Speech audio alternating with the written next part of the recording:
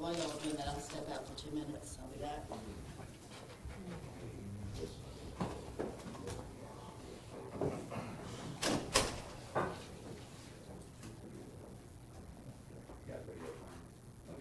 Doing the same, it's by the way, let me know before we do it, I don't have an issue.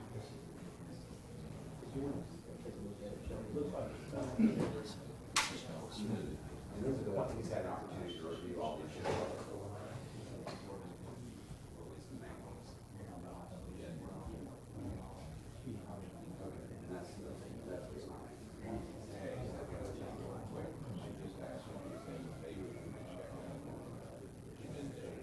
Yeah, so just let me know.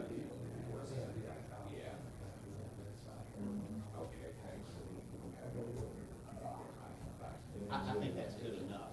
Okay. Is that good?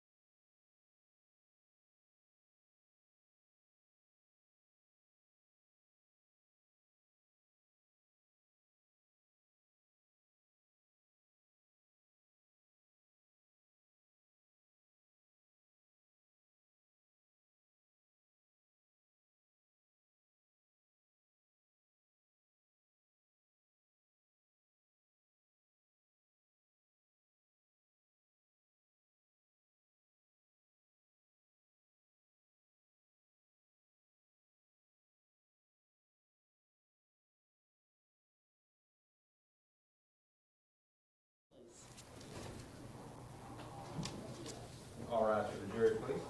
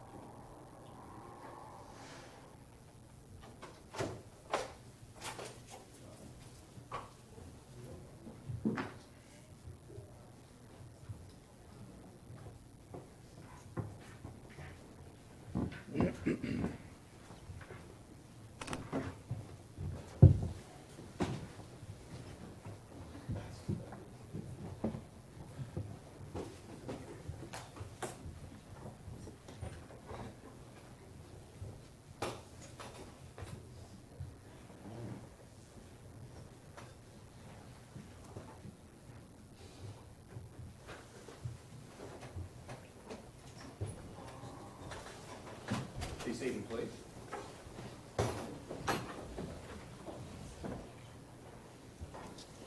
Proceed with the same.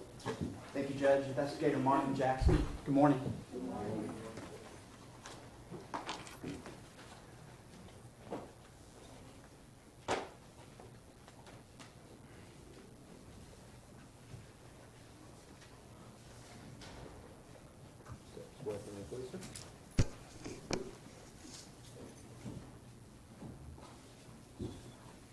Come this way, sir. Thank you. Yes, sir. Raise your right hand. Do you solemnly swear or affirm the testimony you should give to the court and the jury on this now being to be the truth, the whole truth, and nothing but the truth, so help you God? Thank you. Thank you. Morning again, sir. If you will, introduce yourself to the jurors, and how about spelling your first and last name for our court reporter? Good morning. Martin Jackson, MartinJackson. And Ms. Investigator Jackson, where are you employed, sir? I'm employed with the Cobb County Medical Examiner's Office. And how long have you been with the medical examiner's office? I've been to medical examiners for 5 years and 2 months. And why don't you explain a little bit about your background, what brought you to the medical examiner's office, and what specifically do you do with them? Absolutely.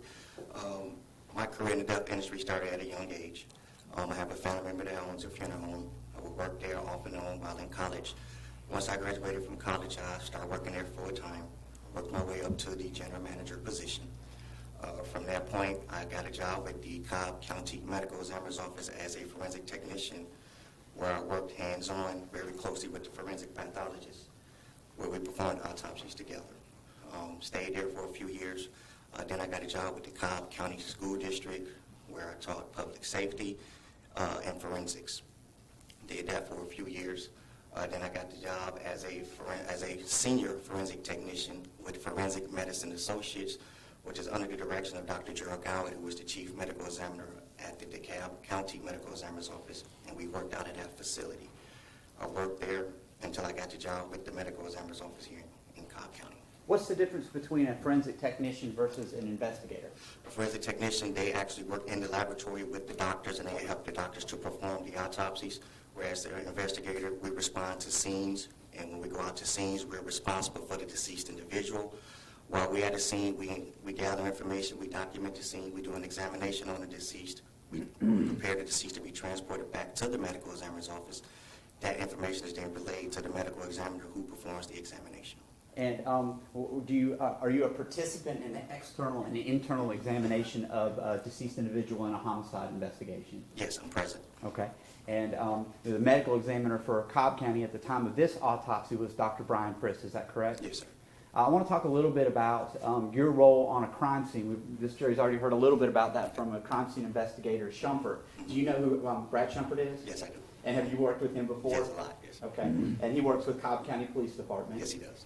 Now, there was a discussion that I had with him about the role of the crime scene investigator versus the forensic investigator that comes from the medical examiner's office. Why don't you just articulate for our record and for the jury what the distinction is? What are you responsible for versus what is the crime scene investigator responsible for? Thank you. As a death investigator, I'm responsible for the deceased individual. When I arrive on scene, my first job is to contact the local law enforcement officer that's in charge, whether it be the detective, lieutenant, who's ever in charge. I gather information from him or her, and we talk about the scene. He lets me know what's going on. From that point, I do an examination of the deceased. My sole priority is the deceased individual. So that's where my focus and that's where my responsibility is. When I'm working with law enforcement, we work together, we perform parallel investigations together. And as I'm doing my external examination of the deceased, typically they'll be there with me and they'll take photographs as I'm proceeding with my external examination. If there's something there that I want a specific photograph of, or I think there may be something that they need to take a photo of, they take a picture of that for us. And is this a fairly routine practice that you would work with, for instance, Cobb County Police Department and Investigator Shumpert, and ask them to document certain aspects of the body as you're examining on scene? Yes, sir. Okay. And is it routine that thereafter you would transport the body, or who's responsible for that? I'm responsible for transporting the body to the medical examiner's office once our examination has been completed on scene, and once we have determined that the body is ready to be removed to the medical examiner's office. And do you make that call when you're ready to remove the body? Well, in conjunction with law enforcement, we determine together when it's time to move the deceased. Okay. Do you always do the autopsy on the same day that you respond to a scene, or does it sometimes happen afterwards? Sometimes afterwards. It depends on the doctor. I want to direct your attention to this particular case in June the 18th of 2014, where you called upon to respond to the scene near Acres Mill Road involving the death investigation of young Cooper Harris. Yes, sir. And why don't you explain for the jury about when did you get that call and about when did you respond? Okay. I got a call from a detective with the Cobb County Police Department. The call came in approximately 15 hours, which is 5:15 p.m., advising me that I needed to respond to the scene that a deceased was found lifeless in his father's vehicle, and I was asked to respond to the scene. I arrived at the scene approximately 17:50 hours, where I met with local law enforcement, and where we talked about the scene and where they gave me information pertaining to the incident that had just occurred. Okay. And the scene that we're specifically referring to, was that on or about 29, I think it was 2955 Acres Mill, is that Yes. correct? Yes, sir. And, Acres Mill Road. and is that in Cobb County, Georgia? Yes, sir. And upon arriving there, what did you note? What did you observe? Well, when I first got there, I observed Cobb County Police Department. They was taking measurements and taking photographs of the scene. And I waited until they told me that they were done with their process before I was able to go and start my process. Okay. And when you arrived, was Cooper Harris's body, was it already covered up? Yes, sir. Okay. And can you describe, generally speaking, the weather conditions when you arrived? It was clear, sunny, in the upper 80s at the time when I arrived at the scene. It was very warm out. Okay. And did you initially assess the scene and figure out what it is that you needed to do as the crime scene investigator from the medical examiner's office? Yes, sir, I did. Okay. And where specifically did you find Cooper Harris's body when you first arrived? He was laying on the pavement, covered by a white sheet, located very close to this vehicle. I want to show you some photographs that have already been admitted into evidence. This jury saw these last week or the week before. This is State's Exhibit 42. Is this the scene as you found it when you first arrived? Yes, sir. Okay. And I'm not going to use the Mondo pad at this point, but looking at State's 42, was Cooper Harris's body located under this sheet? Yes, sir. And then after removing the sheet, I'm going to show you State's 51. Is that a fair and accurate depiction of Cooper Harris as you found him when you began your investigation on scene? Yes, sir. All right. You're familiar with terms rigor and lividity? Yes, sir. Okay. And is it part of your responsibility as an investigator with the medical examiner's office to document things such as the condition of the body? Yes, sir. Can you just explain generally to this jury how you found Cooper Harris's body when you began your investigation at Acres Mill?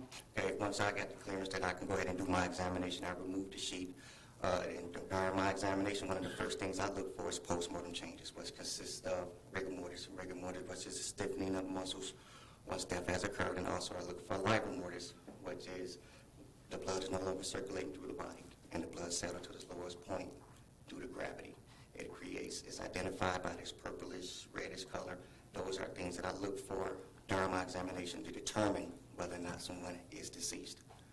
And in this particular case, did you note either of those two things? Absolutely. Rigor mortis and lividity? Yes, rigor mortis was present, and livor mortis was present as well. Let's talk about the different types of rigor mortis. Did you sometimes differentiate between being fixed versus moderate versus having no rigor mortis?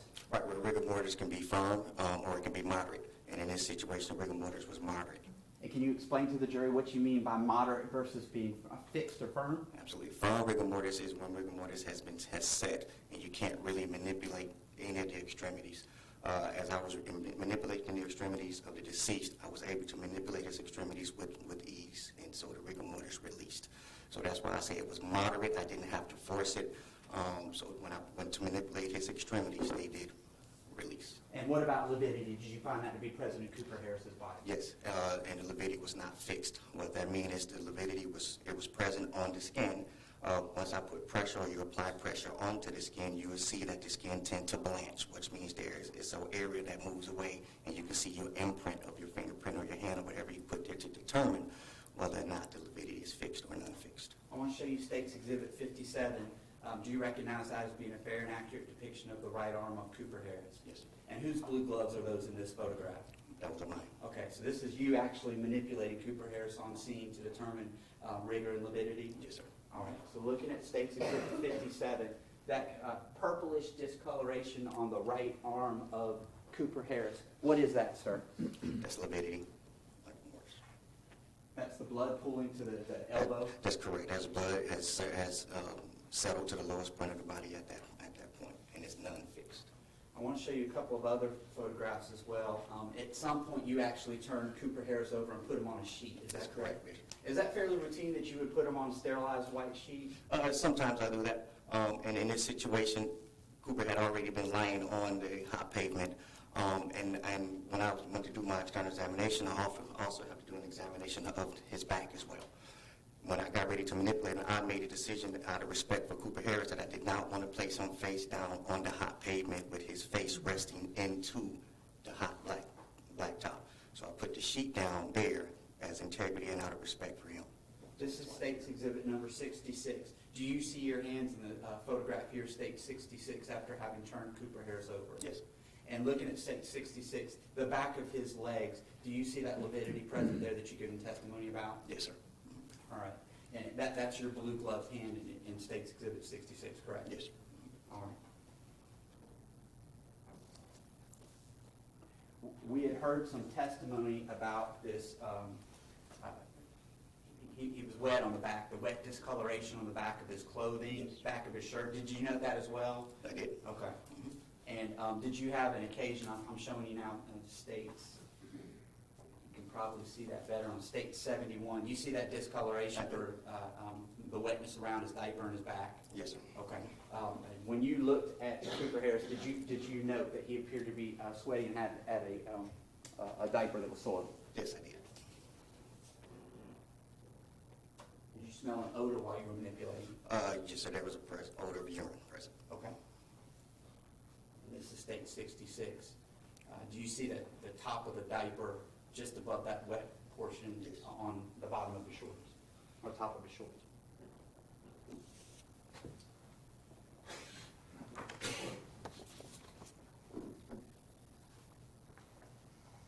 Sticking with lividity for a second, I wanted to just show you one other photo. This is State's Exhibit number 78.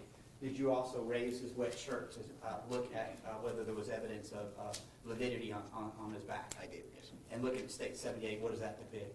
That depict that lividity is present with a little bit of blanching as well. And explain what blanching is. Blanching is when that part of the skin was in contact with some type of surface. Therefore, when the blood began to settle, it settled around that area. Typically, it looks like an injury, but it's not. It's consistent with blanching.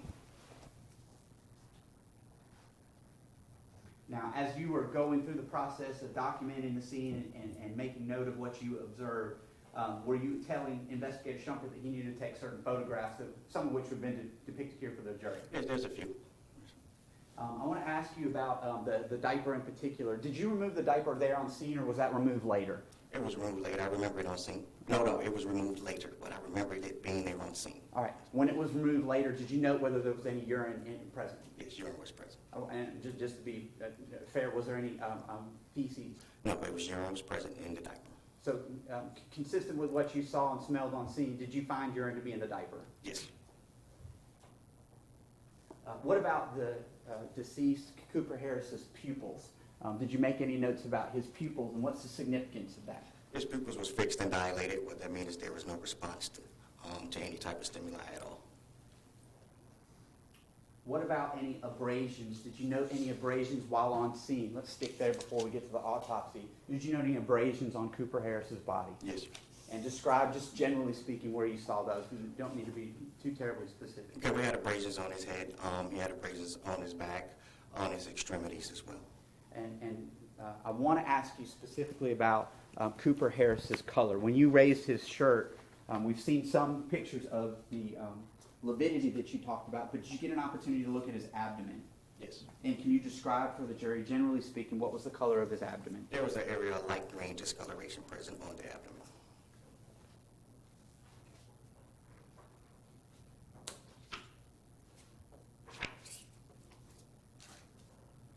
This is State's Exhibit 51. Looking at 51, the shirt's not fully lifted, but you see that it's partially lifted here? Yes, I do. Okay.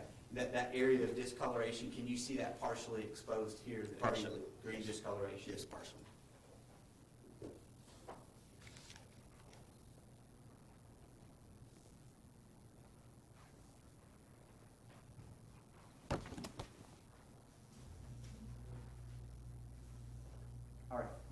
during the course of your investigation in this case, were you able to determine deceased victim's date of birth? Yes. Okay, and do you recall what that is? I do not. Did you document it in your I did report? document it in my report. If you need to refresh your recollection, please feel free.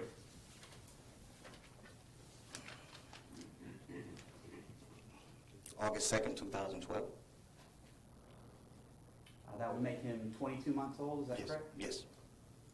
Now, after doing your documentation from the scene, did you in fact transport Cooper Harris somewhere? I transported him to the Cobb County Medical Examiner's office. And describe what happens once you get to the medical examiner's office. First of all, how close is that to the Acres Mill? It was about 20 minutes away. Depending on traffic, it was traffic at that time. Once I leave a scene, what I do is I secure the deceased. I place him in our vehicle and I transport him to the medical examiner's office. Once I get to the medical examiner's office, I have to sign the decedent into what is our morgue area, logged him in, and I placed him in our morgue area, completed my report, and at that time he's ready to be for the examination to occur the next day. When you initially assessed Cooper Harris's body, can you describe what his temperature was by feel? Yes, he was very warm. Yes. Warm to the touch? Very hot, yes, sir. And once you get to the morgue, explain how those conditions are different before the autopsy. Well, the morgue is a very cold environment, and of course it'll bring the temperature down while he's there, and he was there overnight prior to the examination beginning the next day. You did the actual autopsy with Dr. Frist. That happened the next day, is that correct? Yes, I was present, yes. And that was June the 19th of 2014. Yes, sir. In that interim period of time, where was Cooper Harris's body maintained? He was in our facility, within our facility. And specifically, was it in a cooled facility? Yes, correct, yes. All right, now I want to ask you a little bit about your role in getting a medical history from a deceased victim. Is that part of your responsibility as an investigator? Yes, sir. And where do you usually get the history of a deceased victim in a case such as this? Typically it would come from a family member. Did you attempt to get a history from Leanna Harris for Cooper Harris in this particular case? Yes, sir, I did. Were you able to get that history from her, and was she cooperative with you? No, sir, she wasn't, and no, I was not able to get a history. You were not able to get a history from Leanna Harris on her son? No, sir.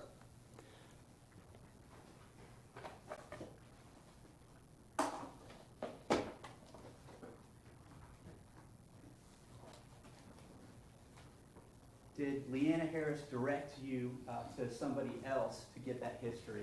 Yes, she advised I would need to talk to her attorney, or she had already released that information to a detective with the Cobb County Police Department. Okay.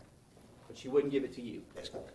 Did you contact Cobb Police Department to see if you could obtain sufficient information such that you could get medical records for Cooper Harris? I did. I talked to the Cobb County Police Department to get his primary care physician, who I then contacted to request, and I subpoenaed a copy of his medical record. All right. I'm going to show you states 368 previously shown to defense counsel. We had an opportunity to look at this morning. Looking at 368, do you recognize this as being a certified copy of Cooper Harris's Kaiser Permanente records? Yes, sir. I tender states 368. Objection. Admitted. For these records, 368 that have been shown to the jury for Cooper Harris, how were you able to obtain those once you got the information from Cobb County Police Department? I contacted the primary care physician, in this case, Kaiser Permanente. I requested a copy of his medical records through a subpoena. So we subpoenaed those records. Those records was then sent to us once they had received the subpoena. And did you share those records with Dr. Frist and review those records as part of the autopsy procedure and the death investigation in this case? Yes, sir. Do you recall when you got those records? I have to refer to my report. If you can.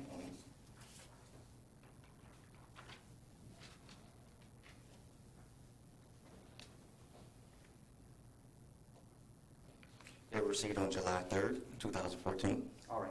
And having received and reviewed those records with Dr. Frist, did you find that Cooper Harris, prior to his death, was an otherwise healthy young boy? Yes, sir. And did you note that? Was that noted in the medical examiner's report? Yes, sir. As part of this investigation, I want to fast forward to July the 8th of 2014. Do you recall being tasked with observing something that occurred on July the 8th of 2014? Yes, sir.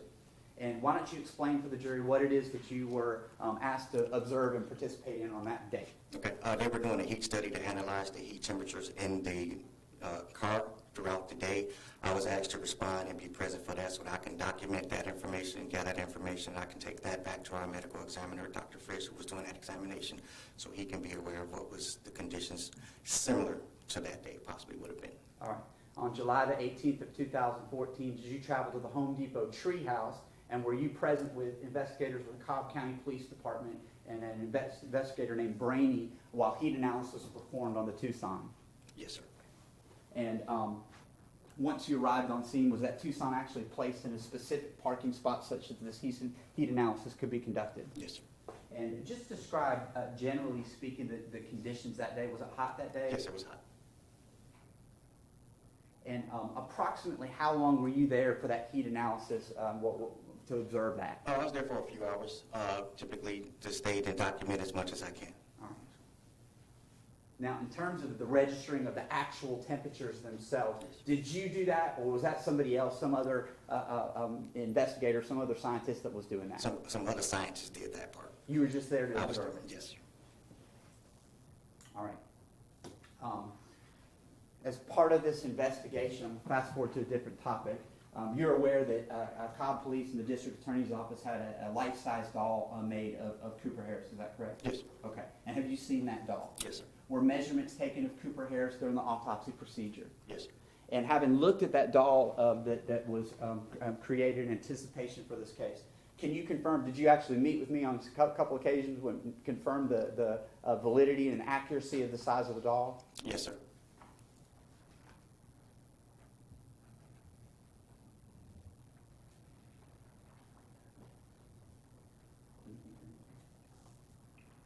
All right.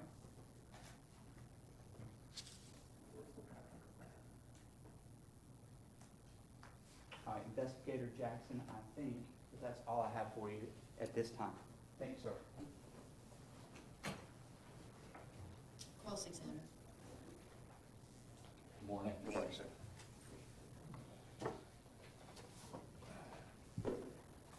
Your 5 years plus with the Cobb County Medical Examiner's Office. Ms. Long, I'm sorry to interrupt. Yeah. If I can get these records real quick. Sure. Just didn't want to get them before you got started. For 5 years plus of the Cobb County Medical Examiner's Office, is that the only medical examiner's office that you work for? Officially, yes. I work for Forensic Medicine Associates, which is a private pathology firm under the direction of Dr. Gerald Goward, but we worked out of the DeKalb County Medical Examiner's Office, so actually I worked in conjunction with the DeKalb County Medical Examiner's Office and Forensic Medicine Associates. Being an associate, being an employee with Forensic Medicine Associates allowed me to work at the DeKalb County Medical Examiner's Office. Very good. And was that concurrent with the time in Cobb County, or was that before your time in Cobb? That was before my time in Cobb. Very good. All right.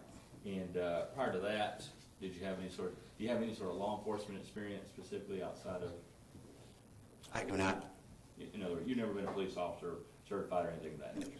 All right, very good. And your work as a medical examiner's investigator, does that require any sort of particular training or education in order to do that? Typically, there is no education requirements. There is training. I am board certified with the American Board of Medical Legal Death Investigators. All right. And so there's some sort of training or class you go through to get that out? Yes, I have to have continuing education to keep my certification. Very good. And that training involves just kind of make sure you understand how to deal with a scene where there's a death, particularly the body, and logging information, keep track of information. Yes, sir. All right. And it's real important when you're, as the ME's investigator, when you go to the scene, the ME doesn't actually go to the scene with you on most occasions. Is that correct? That's correct, yes, sir. All right. And is it fair to say that your job there is to kind of be the eyes, the ears, the nose, the feet, the hands of the ME so that you can let him or her know exactly what you saw and observed there in that sense? Yes, sir. And you want to document that as much as possible in your report so that they can read it and kind of catch up with it in addition to asking you about it. That's correct, yes, sir. And on on this occasion, when you got called out, who contacts you to let you know to go out there? Typically, the police department would contact me to Okay. let me know that a death has occurred and they would need for me to respond to a scene. Do they just call you on the phone or? Yes. Okay, because you're not wired into their channels or anything like that to No, hear the sir. radio traffic? No, sir. All right. So when you first heard about this, was it from the police department contacting you, or had you heard otherwise about this incident? The police department. Very good. And when you were first contacted about that, do you remember what time that was? It was approximately about 17, 15 hours. Okay. And so 17:15, is that 5:15 p.m.? Yes, I'm sorry. Yes. That's good.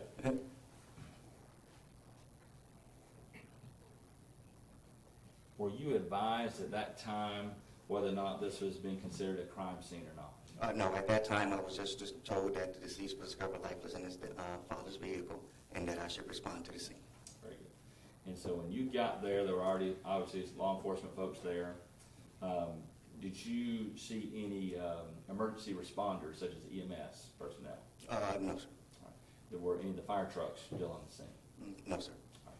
And that's all you saw was law enforcement personnel, and I presume some public people maybe gathering. Far as I can remember, yes, sir. Very good. And as I understand it, you just kind of stayed outside the perimeter, if you will, where the tape is set up until they told you they were ready for you to come in. Yes, sir. And that's typical. Yes, right? sir. All right. And when you went into the scene, did you meet with anybody particular to kind of show you where anything particular was? Right. When I arrived at the scene, I initially spoke with Lieutenant Farrell, the Cobb County Police Department. And did you know Lieutenant Farrell prior to this? Just in passing, but not in general, no, sir. Okay. And is there any reason why you would be talking to him as opposed to anybody else on the scene? Well, at the time, he was the one that was in control of the scene. The other detectives had stepped away at the time that I have arrived. Was your understanding he was the highest ranking officer there at the time? Yes. And did he brief you on the information that they had at that point in time? Yes, he did. And in his briefing of you, did he indicate to you how he wanted you to treat this thing? He didn't so much indicate to me. He just explained to me that foul play could not be ruled out. Anytime that law enforcement explain that or tell us that to the medical examiner's office, we tend to work that case as a homicide. So which means we process it differently. Very good. And did you question him as to whether or not anyone had actually been interviewed yet? No, I don't remember the question. Did he indicate to you that anyone had been interviewed at that point in time? At that point, they were still in the middle of their investigation. You say in the middle of it, they're actually really on the very front end. But they were still in the beginning. They were just there on the Yes, scene. yes, sir. Very I'm good. sorry.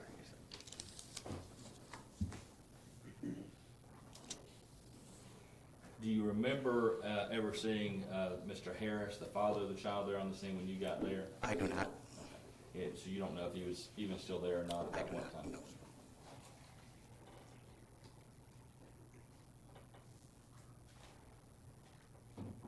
All right.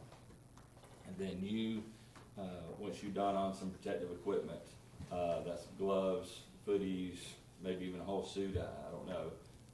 Tell us exactly what you would do to make precautions to make sure that you don't taint the scene. Yeah, what I did is I put on a full crime scene suit, which includes a full body suit, along with a mask and gloves. All right, very good.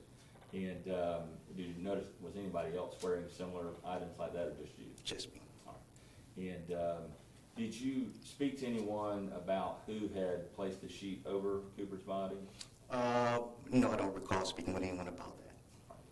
And so as you came into the scene, did you go straight to Cooper's body itself, or do you walk around the car or anything of that nature? Well, once I put on my crime scene suit, that's my process. When I go straight to the deceased and I begin my examination on the deceased. Very good.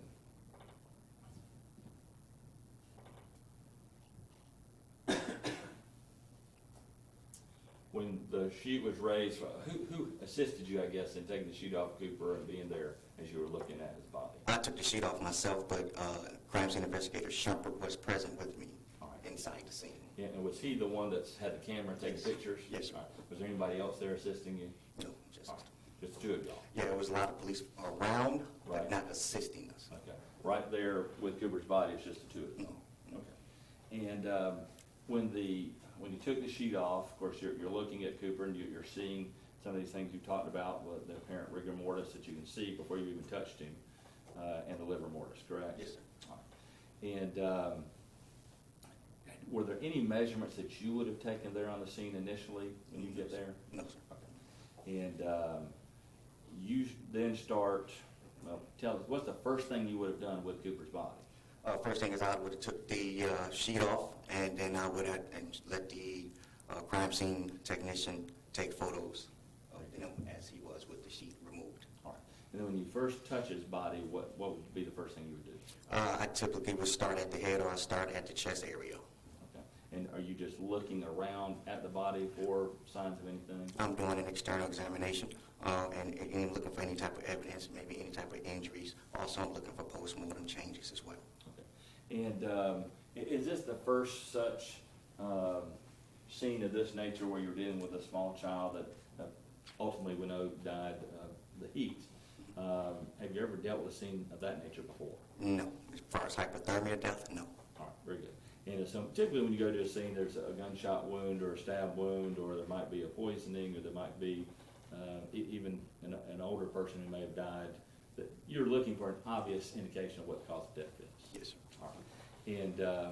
And even though at the time you got there, had you gotten any indication as to what had been the cause of Cooper's death at that point in time? Well, just the fact that he was left inside of a hot vehicle. Okay, so that information had been given to you? Yes. All right. Do you remember who it was that gave you that information? The detective with the Cobb County Police Department. Okay.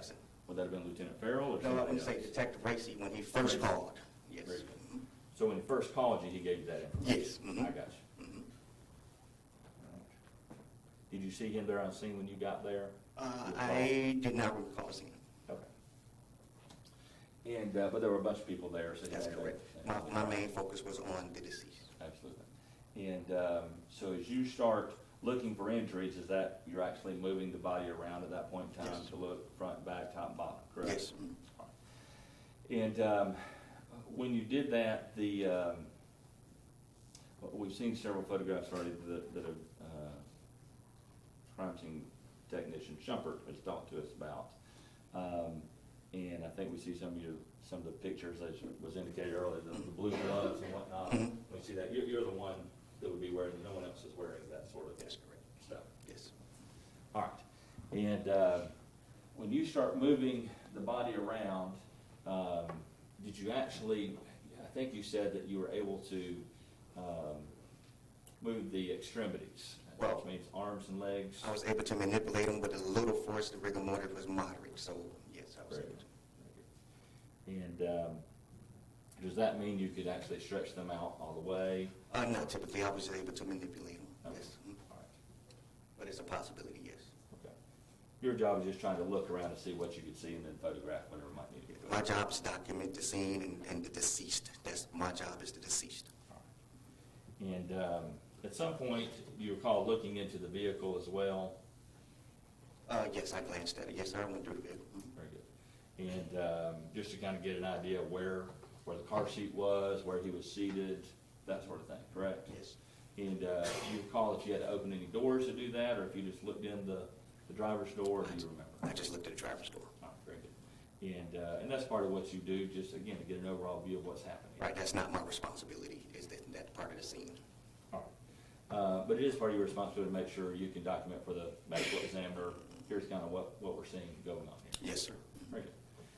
And as you are looking at Cooper and manipulating, we saw some photographs of actually pulling of Cooper's diaper down so that you could see some of his backside and liver mortis there, blanching, that sort of thing, correct? Yes, yes. I know you don't know that, but having seen those pictures, you were part of doing that. correct? Yes. All right. And when we see this very white coloration on the backside, that'd be consistent with him having been laying there on the ground, correct? It's called blanching. Blanching. Yes. Uh-huh. And I can't say if it's consistent with him laying on the ground or from being when he was sitting in the car seat, but it was present. It's him laying on that part of his body, so there's pressure on it. That part of the skin was in contact with something, yes. Very good.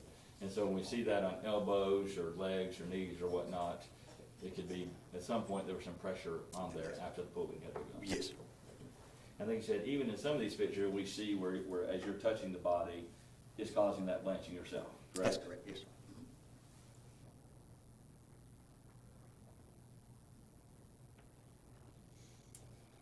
All right, and so as you were there, you moved Cooper's body around multiple ways to turn him around, to look on his backside, lifting up his shirt, pulling down his shorts, pulling down the diaper, a lot of movement, correct? And you certainly aren't able to, you never observed or had an opportunity to see Cooper Harris actually while he was in the car seat? No, sir. All right. And exactly where he was sitting or anything that would have been moved in the car seat prior to his getting out of the car, you would have no way of knowing that. No. Very good. And so as you're talking with, I keep on calling him Investigator Shumpert, CST, I guess, Shumpert. You're kind of explaining to him, hey, here's what I'm seeing, take a picture of this. Here's what I'm seeing on the backside, take a picture of this. Yeah, well, usually, while I'm doing my external examination, he's going around and he's taking photos. If there's something there that I think that should be photographed, I ask him to take a photograph. And as you were there doing that, do you recall anybody else coming up to y'all to talk to you about anything they wanted to see or have a picture taken up? No. All right, just do it. Yes. And as you were moving the body around and whatnot, you said that you smelled the urine in the diaper, Yes. correct? And when you pulled the diaper down, were you able to note it then as well?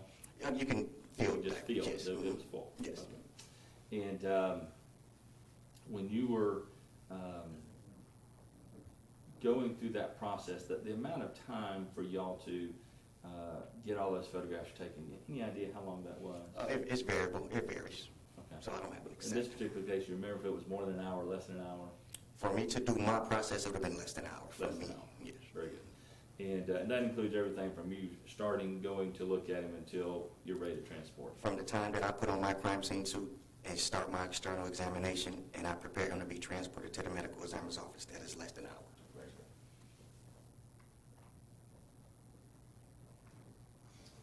All right, and after you do all your work, then of course you prepare a report for the medical examiner, correct? That's correct. And have you had a chance to review your report prior to your testimony? Do you have a copy with you? I do have a copy. Very good. All right. And let's just kind of look at that and see what you note there. On the front page, there's a block there indicating incident investigation. And it's where you note rigor and lividity on there. And there's also the initials DOS. What does that refer to? Dead on scene. Okay. I'm sorry. That's a death on scene. Very good.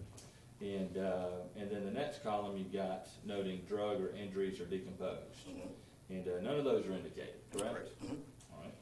And then seatbelts, alcohol, lab case, none of those are indicated. And note, charges, prisoner, none of those are indicated. And then scene and scene 2, you have checked scene. That's just indicating that you were at the one scene. Based off of our database, scene 2 is designated as a hospital scene. Very good. And the scene that's checked is designated as a scene where I actually respond to an outdoor or a scene outside of a hospital. Very good. All right. And as you go through and are noting what you observed, you were asked about the body of Cooper and the clothing of Cooper on direct, and you noted that when you looked at the blue shorts, and this would be on the page 2, I guess it's page 1 of 3 of your report after the cover sheet, if you will, you noted that he was wearing in a gray, green, black sleeveless shirt, slightly wet on the posterior, and the blue shorts are also slightly wet on the posterior, correct? Yes. So those items were not, you didn't categorize them as soaked in any way, there's some slight wetness to it. That was what they said. And it's right around where the edge of the diaper would have been, is that correct? And And looking on the at- back of the shirt. And on the back of the shirt, very good. Also where the edge of the diaper would have been.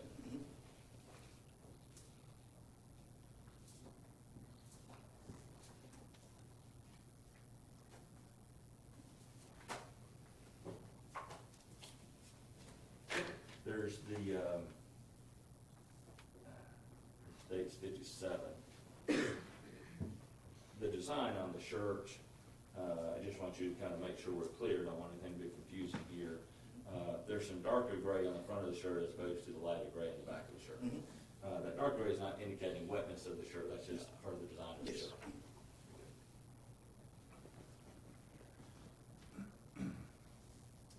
And then you talked about the, looking at the abdomen, and you noted that there's only a light green discoloration of the abdomen, correct? And that's something that typically you note when you come to a scene to try to see what might be happening inside the body. Yes. Is that fair to say? All right. And then you also noted the red discoloration consistent with morbidity that you're seeing, that you've Yes. already talked about, correct? All right. Now, you indicated that you had attempted to get some information from Ms. Harris. I don't see that noted in your report. Am I missing that? Is that in your report Yes, it's in the somewhere? report where I made contact, it's on page 2 of 3, Uh-huh, and it's there, the fourth paragraph there, uh-huh. where Very it good. says I made contact with her. What's the date of that? I don't see a date of that. I don't recall, it would have been the same day, it would have been probably June 19th. Okay. The day after you were at the scene? That's correct. Okay. And did you just call her on the phone, or did you go see her? Or No, have I you called her on contact? the phone. And I take it this probably wasn't a very long conversation? No, it wasn't. All right. And did she indicate that she was in the process of making funeral arrangements and things Yes. of that nature? Yes, she gave me a funeral home. Very good. And so she did give you that information?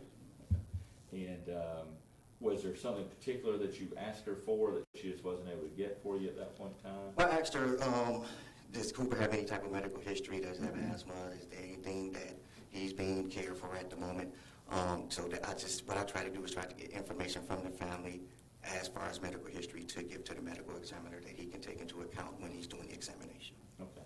And you were saying did she refuse to talk to you, or she just indicated she was busy doing some other things? No, she just indicated that she should get that information. She had already given that information to someone, I got and that I should get that information from that. Perfect.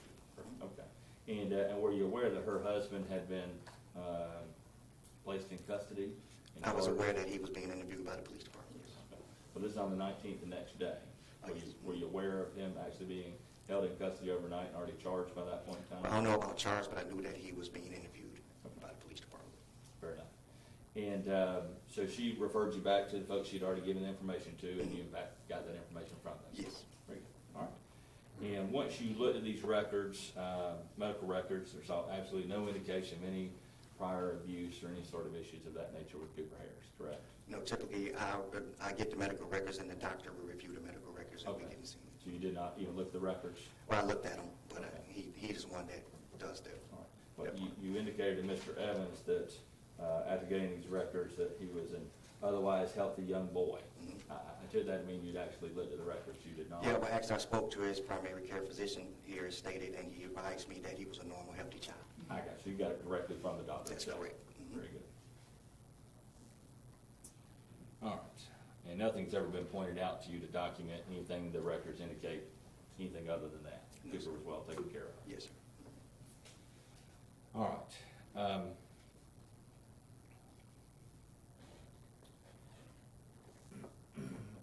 On June 19th, also part of your duties was contacting Detective Stoddard, Cobb County Police, requesting a copy of the investigation report. And that's also pretty standard, Yes. something you go ahead and ask for. It's just the initial report. Very good.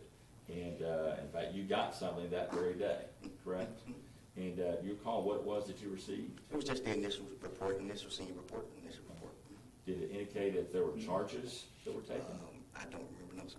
Do you have that in your file anywhere by chance? I have to look and see. Okay, if you'll look and see, that'd be great.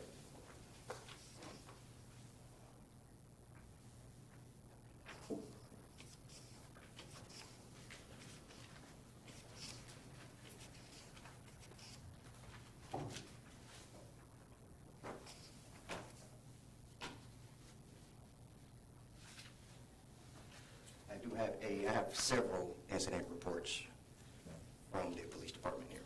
Are you able to tell which one is one you actually got on the 19th? I don't remember which one I got. Actually, it'll be this one here. 619 on it.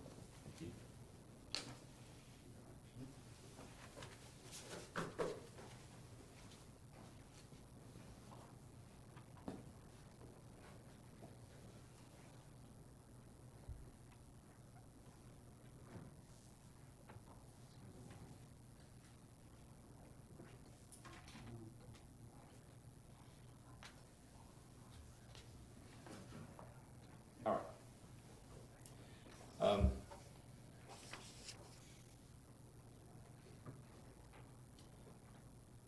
The next day, the 20th, there was a meeting with the Cobb County Police Department at the medical examiner's office, is that correct? Yes, And you were present for that also? yes.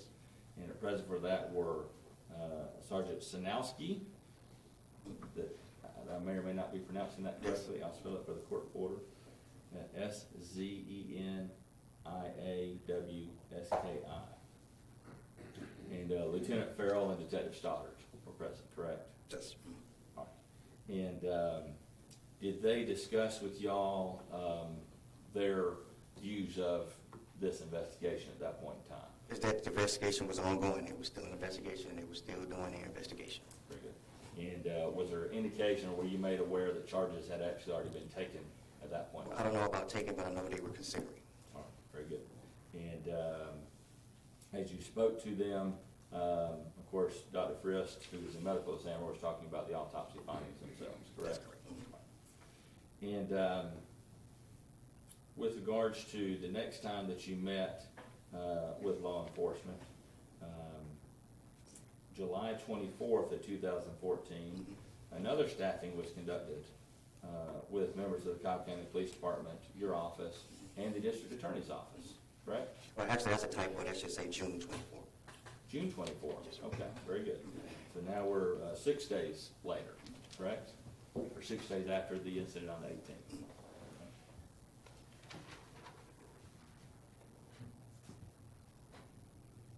And when y'all do an autopsy, is it typical within a week of doing that autopsy that you're at the district attorney's office, meeting with the DA to discuss those findings? Not typical, in some cases, but not typical. And particularly having a staffing with both the police department and the DA's office in your office, that's even less typical. Now, on the report that you received on the 19th,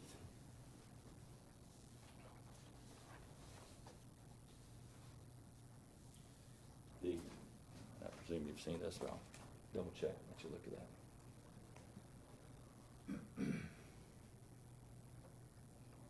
While I was looking at that, on June 26th, 2 days later, you're getting further reports from Detective Stoddard, is that correct? Yes. And then on July 8th, you talked about going out to the Cumberland Parkway area where they were doing some testing to see that it was hot outside, correct? And you indicated, I think, that was with the Cobb County Police Department. In actuality, did you meet with the investigators from the Cobb County District Attorney's Office? That's correct. Do you remember there being any Cobb County Police Department personnel there? Yes. Okay, who was that? Detective Stoddard was present.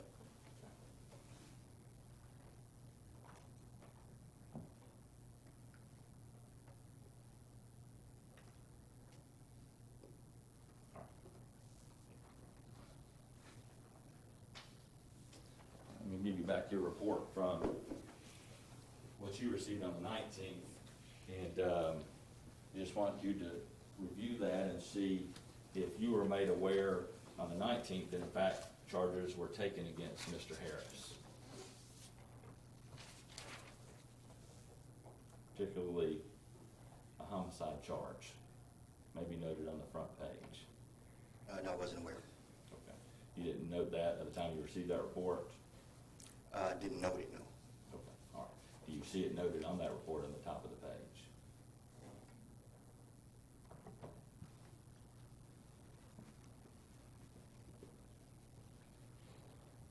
Okay, now I do. But you saying that you just weren't aware of it at the time, no one made you aware that that decision had already been made. That's correct. Now, in your role as an investigator for the ME's office, would you take part at all in kind of discussing with the ME or with the police department about, hey, here's kind of what the scene is telling us, and whether or not this was an intentional act or an accidental act? I described my scene. I just described the scene. I don't have any say-so on what it may be as far as determination of the medical examiner and the police. I'm just describing the scene. So certainly in this case, no one asked you your thoughts about it, and typically they wouldn't ask you anyway. No.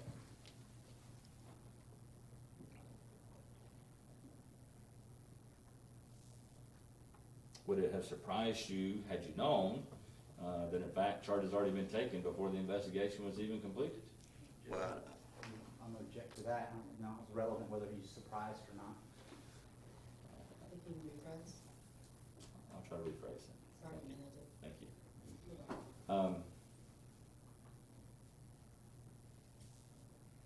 In your experience, does Cobb County Police Department bring charges before an investigation is complete?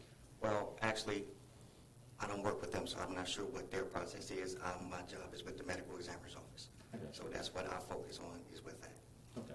And so would it be normal that you would get a report this quickly in a case like this, the very next day, not even 24 hours later, that you're already getting a report from the police department? No, I can get reports typically same day on other cases, other type of cases as well. All right. In your experience, is there an indication that charges have already been taken that quickly? Uh, Or do you recall? I don't recall. Okay. All right. Moving forward, on September 29th, you then had contact with the police department, again now at Sergeant Knobloch, Mhm. Knoblachuch. Yes. Does that appear to be correct? Mhm. And without going into specifically what he told you, he's giving you further information about what their investigation is showing. It was just to confirm information that I had previously received. Very good. All right. And after that, well, let's talk about the autopsy itself. You were actually present during the autopsy, is that correct? Yes. And some measurements were made of Cooper Harris. And how exactly was that done? Oh, with the ruler. Okay. Is that something that you place a ruler up to his body? Do you have a table with a ruler on it, or how? Both. We do measurements with the body. We have tape, rulers and tape measurements. Very, very good. And tape. And you've talked about the rigor mortis being movable on the scene. As you saw him during the autopsy, were you still able to move his extremities at that point in time? But at that time, I was standing to the side. I didn't really manipulate them when they was doing the autopsy. I got you. All right. And in other words, you don't have to, quote, get your hands dirty, so to That's speak, correct. doing We the have a autopsy, forensic you're just there technician. watching. Mhm. And so the actual measurements, was he able to be laid out straight on a table to do a Yes. measurement? Yes. All right, very good. And that was done with a ruler, a measuring tape? How was Yes. that done? Which one? Both. We have rulers and measuring. We can do both. Very good. Were any photographs of that process taken to your knowledge? To my knowledge, not of the measurement process. All right. But as those measurements are taken, that's being done by the medical examiner, and he's relating the numbers to you, I presume? No, that measurements were obtained by the forensic technician. Okay, so there's yet another person who's in the autopsy? Yes. I got you. And did you report any of those numbers out in your investigation, or that'd be something that the medical examiner would have? That would be the medical examiner. Very good. All right. In the midst of the autopsy, we see some of these photographs where Cooper still is wearing the same clothes, and then we see some of these pictures where he's not. And that typical part of the autopsy is that his clothes would be removed, correct? That would be part of the process. And typically that'd be part of what you would document the clothing items that he had, correct? Prior on scene, but not during the examination. Once he arrives to the office and examination has begun, that's the medical examiners from that point on. Okay. And do you recall particularly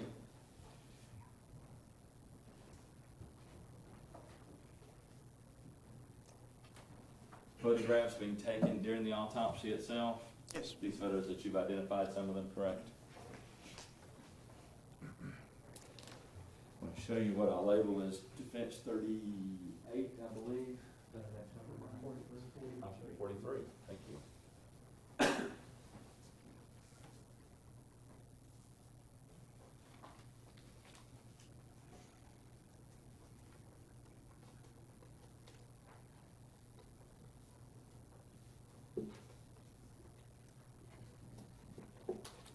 what's been marked as defense 43 and shown to the state. Got it in a plastic sleeve here because it's not as same material. Do you recognize what's depicted in that photograph? Yes. And is that in fact the clothing and shoes that would have been taken off of Cooper Harris at the time of autopsy? Mhm. And does that truly and accurately depict those items as they were taken from Cooper Harris? Yes. All right, we would tender states 43, I believe it is. Any objection? No objection.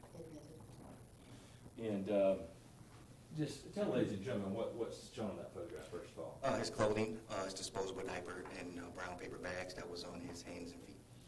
And notable in his diaper, you noted earlier that you were able to tell there was some urine in it on the scene itself. There's no feces in his diaper, is that correct? That's correct. All right. And obviously you didn't observe anything of that nature on the scene, No. and when it was taken off of him, that's exactly the condition it was in, correct?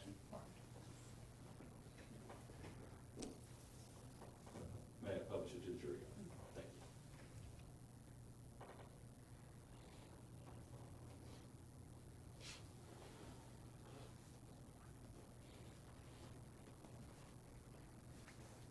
you. And this is done to document exactly the items as they were found at the time on Yes. Cooper Harris, correct? And again, we're seeing a little bit better here, this the change in color of the shirt. That's part of the shirt design, not wetness, correct?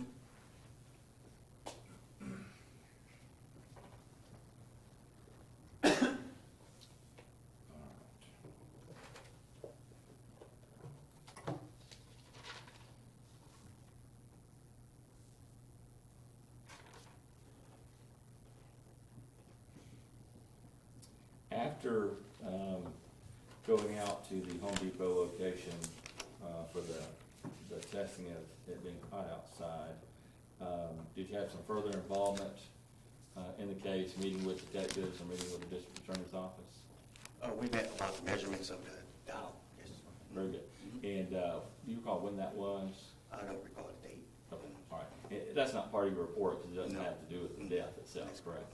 And as far as looking over those measurements, was the technician with y'all to confirm what those measurements were? The when we did technician it? was there. He performed. Yes. I'm sorry? Yes, the technician was there. Okay. And so did y'all do this at your office or at the DA's office? As far as measuring Cooper, No, as far as measuring the doll. measuring the doll was done both at our office and it was done at the district attorney's Okay, office. all right. And so the technician was there when that was taking place with the He doll? was there when one of them. Yes. Okay, very good. And who is that person, by the way? Eric Bailey, forensic technician Eric Bailey. Thank you.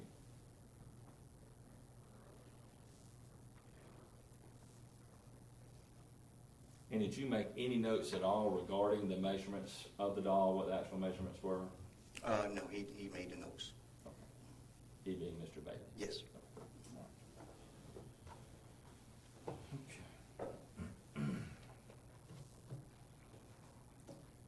And as far as your reporting, other than what you testified to, this report you made from the scene, would that have been made within a couple days of that scene investigation? The initial, I like to update my reports so you can see the different dates. So Right, I right. typically, when something else occurs, I typically try to keep it updated. Very good. And so all these meetings and whatnot you testified to would be? That was noted just on a that? yes. Very good. And so the last time, when you actually prepared your report and turned it in, was sometime after September 29th, correct? Yes, when the day the doctor signed it was when the report was complete. Okay. And do you have that front page with you? Mhm. And does it appear to be that that's the day that ultimately it was all completed, September 29th? At the bottom, yes. Okay. All right, I got just a moment.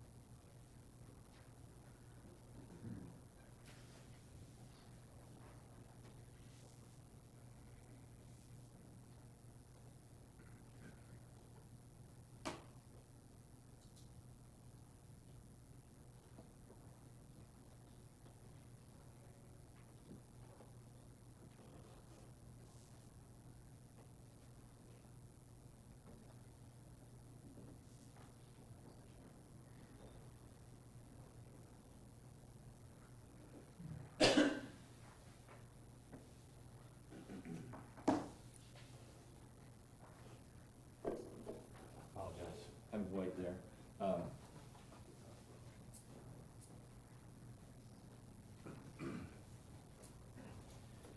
I asked you about having contact with Sergeant Knobloch on the June 24th, and I think I failed to notice that in your report, that actually carries you over to the next page, where you talk more specifically about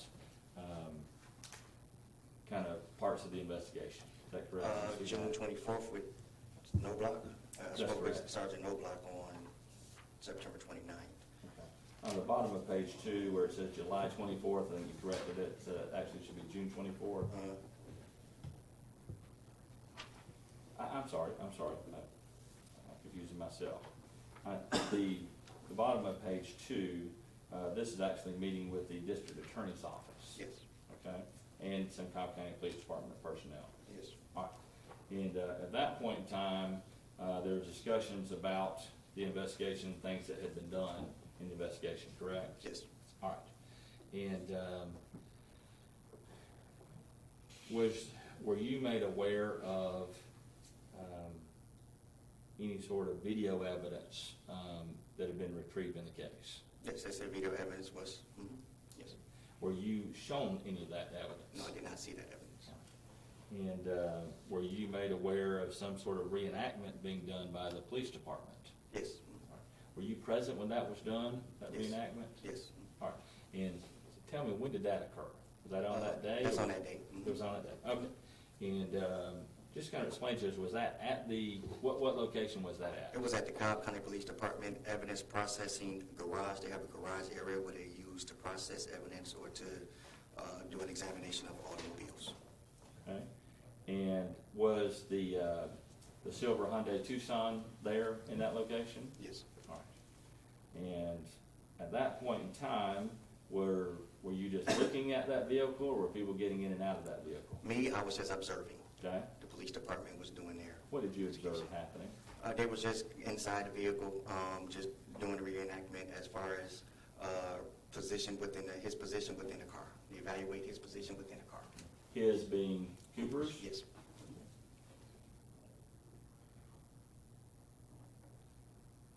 And how many officers would you say were involved in that you recall? I don't recall. More than one? Yes. Okay. Certainly multiple detectives were there. Yes. And any uniformed officers that you recall? I don't recall.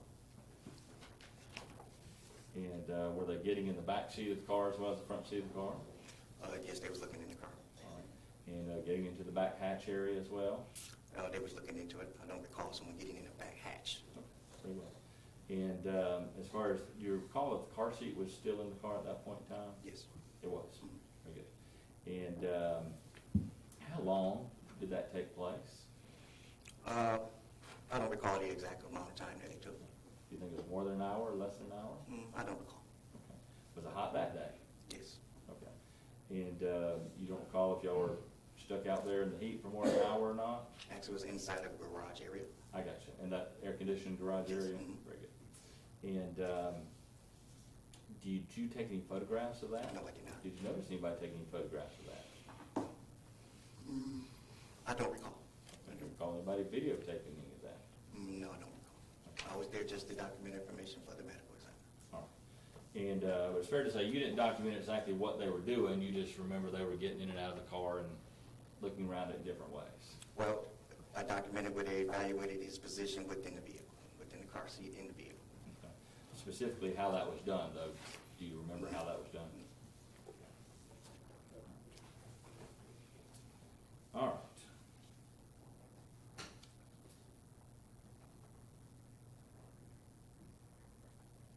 Did anyone ask you any questions about any of the things that you had seen at autopsy or measurements or anything like that at that point in time? No, just to, our office. All right.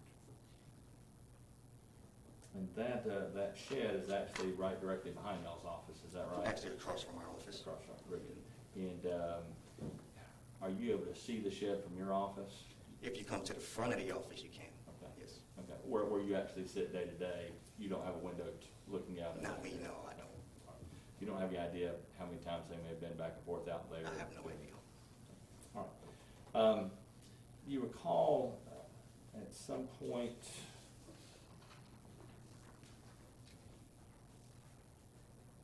recall us making some request of some biological slides being prepared and provided to us. I do.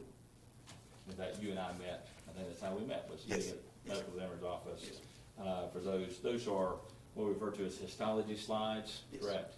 And that's a process whereby various organs that are taken to autopsy or some cross sections are made so that we can keep track of what the condition of those organs were at the time of the death. Well, that's the doctor's expertise as far as that goes. Understand?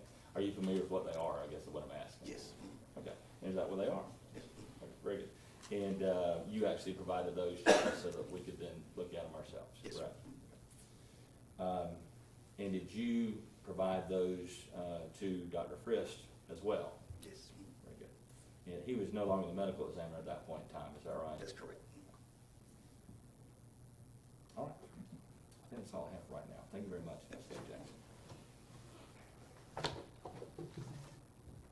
Just a few follow-up areas, Investigator Jackson. When you first arrived on the scene at Acres Mill, was the crime scene tape already up? Yes. Okay. And obviously Investigator Shumpert was there while you were there, so it was being processed as a crime scene. Absolutely, yes, sir.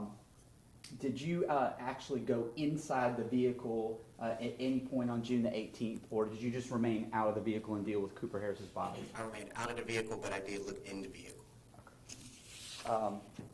I want to talk a little bit about the medical examiner's role versus police department's role versus district attorney's office role. Each one of these entities are separate organizations. Is that fair to say? That's correct, yes. Okay, but you and I, for instance, known each other for years, so this Yes, is sir. not our first time meeting with each No, other. sir, it's not. Okay, and in fact, who's the on-call major crimes prosecutor for the DA's office? That'll be you, sir, yes. Have you ever had me respond to a crime scene or attend autopsies with you? Yes. So is there anything out of the ordinary of the DA's office and police department meeting with the medical examiner's office, or is that something we occasionally do in homicide We investigations? occasionally do. Okay. And in fact, on the June 24th meeting, just to be clear, was I one of the persons that was present with Detective Stoddard and you and the medical Yes. examiner? Who among these agencies is typically responsible for the charges? Does the medical examiner's office charge somebody, or is that another agency? That's another agency. Y'all don't have arrest powers or anything No, like we that? do not. And you were asked some questions about people being arrested and the timing of arrest. Have you ever arrived on another homicide case where somebody's already in custody, say in a domestic violence case or something like that? No. Okay. I mean, have arrests been made prior to the completion of autopsy reports in the past in your investigation? Yes. Okay. There's nothing out of the ordinary of somebody being arrested prior to the autopsy being No. completed. The questions you were asked about, measurements and stuff like that. I want to be clear here that the tape measure we're talking about is like a tailor's tape measure that's flexible. Is that That's correct? correct, yes. So it can bend with the joints in the body and things like that. It's not like a carpenter's tape measure. Yes. Okay. And then finally, defense counsel asked you a question about, allowing access. When the defense contacted you and contacted the district attorney's office and said, hey, we want to look at certain things, do we make things available to the defense? Yes. Okay. And is there anything out of the ordinary about that, about consulting both with the prosecution and the defense if it's requested? No. I think that's all I have. And it's not unusual, as in this case, for the defense to actually ask and request for some things to be prepared, correct? No, it's not unusual. And you talked about being separate entities. Your job with the medical examiner's office is to gather objective evidence in a case that can be documented so that it can then be turned over to law enforcement, correct? Well, my job as a forensic investigator is to document and gather information about the deceased.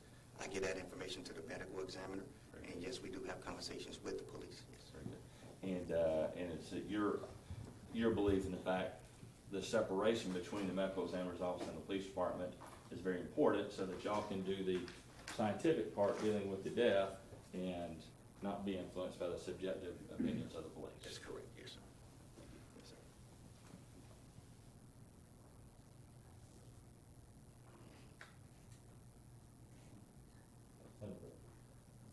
Nothing further. You're free to go.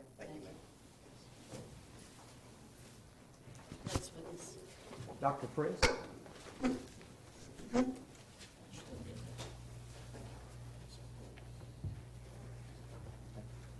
Chris will get you outside.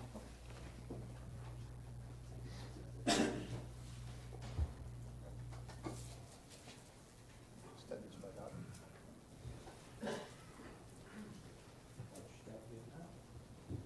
Arms to your left, face the front. Solemnly swear or affirm the testimony that you give before the jury on this matter may be the truth, the whole truth, and nothing but the truth. All right, Judge, before we get started, I know this is going to take a bit of time. I won't be offended in the least if the court interrupts me at the appropriate time for the morning break. Let's say toward about 20 after. Sounds good. Thank you, Judge. If you will, sir, please introduce yourself to the jurors and spell your first and last name for our court reporter. My name is Brian Frist, F-R-I-S-T. And can you please tell the jury what your background is and how were you employed back in 2014? In 2014, I was the chief medical examiner in Cobb County. I received my degree of medicine from George Washington University Medical School in 1973. I did an internship in pathology at Montefiore Hospital in New York City from 1970.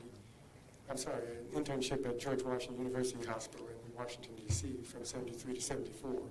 I then did a residency in pathology from 74 to 77 at Montefiore Hospital in New York City. I then came to Atlanta, Georgia to practice pathology at Northside Hospital. I was there until about 1987 when I took additional training in forensic pathology and joined as an associate medical examiner in multiple counties in the Atlanta area, including Cobb County. In 1999, I became the chief medical examiner of Cobb County and no longer affiliated myself with the other counties. In 2014, I retired. Okay. And you're now retired as the chief medical examiner, correct? That's correct. How long did you perform the responsibilities of chief medical examiner in Cobb County? From 1999 through 2014.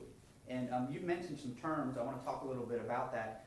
In your training, education, and experience as a pathologist, why don't you explain what a pathologist does and what pathology means? Pathology versus forensic pathology. Pathology in general, you could associate a pathologist as the doctor who in a hospital setting is in charge of the laboratories. He's in charge of microbiology, blood bank chemistry, and hematology. He's also in charge of the surgical suite in terms of who interprets various materials that are removed in surgery. So if someone were to go to surgery and have a biopsy or have a portion of an organ removed, it is the pathologist who will interpret the results and determine whether something is malignant or benign, inflamed, or whatever it might be. He also will do any autopsy in a hospital situation that is necessary. As you can see, he's dealing with all naturally occurring processes, meaning people get sick, they go to the hospital, various tests are done through the laboratories, they may or may not have to go to surgery, tissues are removed, the pathologist will interpret these, and in some instances, if a patient dies, an autopsy is necessary, and the pathologist does this. So these are all naturally occurring processes. As a forensic pathologist, you take additional training, so you have the background as a pathology of naturally occurring processes and disease, and you take additional training in unnatural causes of injury and death, so that you can make the distinction between a naturally occurring process versus an unnatural occurring process, which seems very simple, but many times it becomes very subtle. And in your experience, you've been trained both as a pathologist and as a forensic pathologist, so you've had that additional training, correct? That's correct. And a forensic pathologist is typically what the jury would be familiar with in terms of the medical examiner's role, and just from their common understanding. Is that correct? That's correct. You could look at the public now. You've seen all these TV programs, CSI, and Quincy, and these type of programs. Those are medical examiners. Those doctors are medical examiners. All right. And have you been tendered as an expert in the field of forensic pathology and death investigations in the past? Many times. And have you been received as an expert in Cobb County and elsewhere as an expert in forensic pathology and death investigations? Many times. And in fact, just to be fair, two of the defense attorneys over here, Mr. Kilgore and Mr. Lumpkin, both of which have worked as former prosecutors of the Cobb DA's office. You've worked as their expert on prior occasions when they were prosecutors, correct? Yes, I have. And in fact, since retirement, has Mr. Kilgore asked you to come in and do any speaking engagements with the defense bar? Yes, he did. He asked me, at his recommendation, I spoke at the Georgia Association of Criminal Defense Lawyers at their winter seminar as to the medical examiner's role with criminal defense. And is that since having retired from Cobb County? That's correct. Judge, at this time, I would tender Dr. Frist as the expert in forensic pathology and death investigations. Any objection? As noted, we're very familiar with Dr. Frist and have no objection. All right. I want to talk about death investigations and autopsies in general. Before we get to this case, why don't you start by outlining for this jury what the process is for death investigations, including your role versus the role of an investigator, such as Investigator Jackson, who just testified for us. Sure. As the medical examiner, the medical examiner is in charge of the individual case. So, for example, if a death occurs in the county, in Cobb County, the call will be made to the Cobb County Medical Examiner's office. At that time, an investigator takes the phone call and take the initial information surrounding the death. He may or may not need to go to the scene if a scene is available or not, or he may go to the hospital where a body may be. He'll go wherever he needs to retrieve the body and gather information. The investigator then will bring the body to the Forensic Science Center in Cobb County, at which time I will see the body for the first time.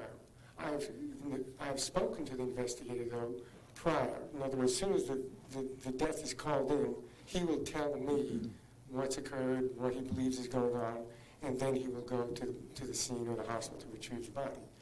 After he has gotten the body and it's brought back to the Science Center, I will discuss the case with the investigator and get all the information that he knows surrounding the death. I'll then instruct him if any other information I need so that he can get it. And he also knows that he's free and to gather any more information that may come available. Plus, sometimes we don't know what's going to happen, and we'll get phone calls later on about a given death, and he will be the person who will take those initial calls.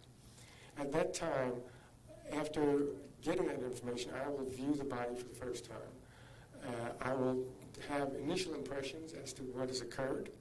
I will photograph the body. I'll make diagrams of the body. Then any evidence that's with the body will be gathered, photographed, and documented. Then the body will be undressed, and I will look at the body again thoroughly to look for any injury patterns or injuries that the body may have or may not have. Additional photographs are taken, additional measurements are taken, and then the body is cleaned. And once the body is cleaned, it's looked at again, because many times, if the body is dirty or soiled, it may mask an underlying injury. We may not be able to see it. So once you wash the body, then you're able to see anything else that may or may not be there.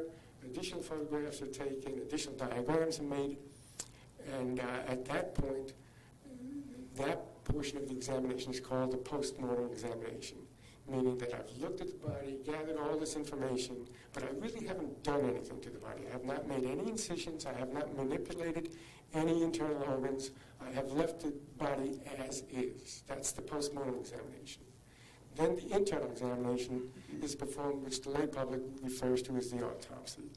The body is opened surgically, and all of the internal organs are looked at and dissected to determine whether any injury has occurred, any disease process occurred, or what's going on, what has happened to this individual to cause his death.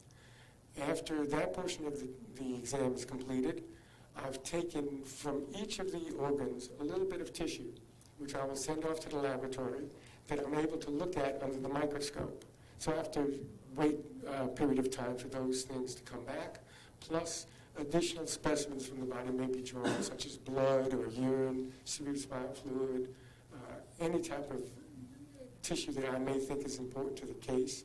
But there are standards that are taken. We always try to get blood and urine to submit to the laboratory to see if there's any chemicals, any drugs, anything that might be in the body that may have contributed to death. Okay. And you've now delineated between basically two parts of the autopsy process, the external exam versus the internal exam. Is that fair to say? That's correct. For both of these portions of the exam, are photographs taken and measurements taken to document your findings? That's correct. Every injury or any mark that I may see, we'll photograph it, measure it, and document where it is and what it looked like.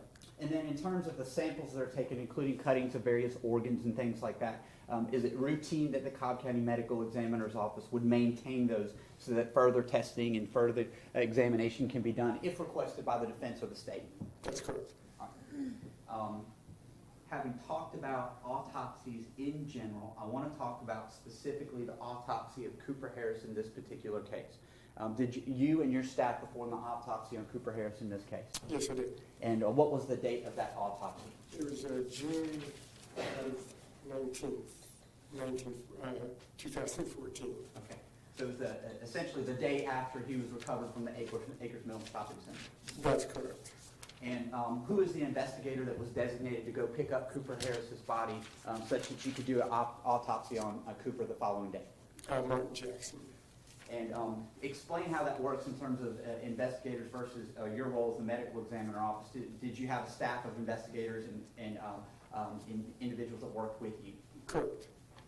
Now, as a threshold matter, looking at Cooper Harris's body, was he preserved after being brought to the Cobb Medical Examiner's Office? And how was his body maintained such that he was kept in a preserved state for the autopsy itself? Yes, once he's brought back to the Forensic Science Center in Cobb County, we have a mortuary and we have a cold room where the bodies are kept so that they are maintained to the best of our ability. And that would be the standard across the country. Was his age determined? Yes. And how old was Cooper at the time of his death? He was 22 months and the body appeared to be consistent with a 22-month-old child. I want to ask about a description of what you saw first, and then we're going to get into some actual photographs that were taken that you've already discussed. I think this is a good time to break, Yes, ma'am. even if it's a little early, it just Not at all. sounds texturally correct. So, ladies and gentlemen, close your notepads, keep an open mind, close mouth, and enjoy the break. We'll be at recess for approximately 15 minutes. Rise for the jury. You already right.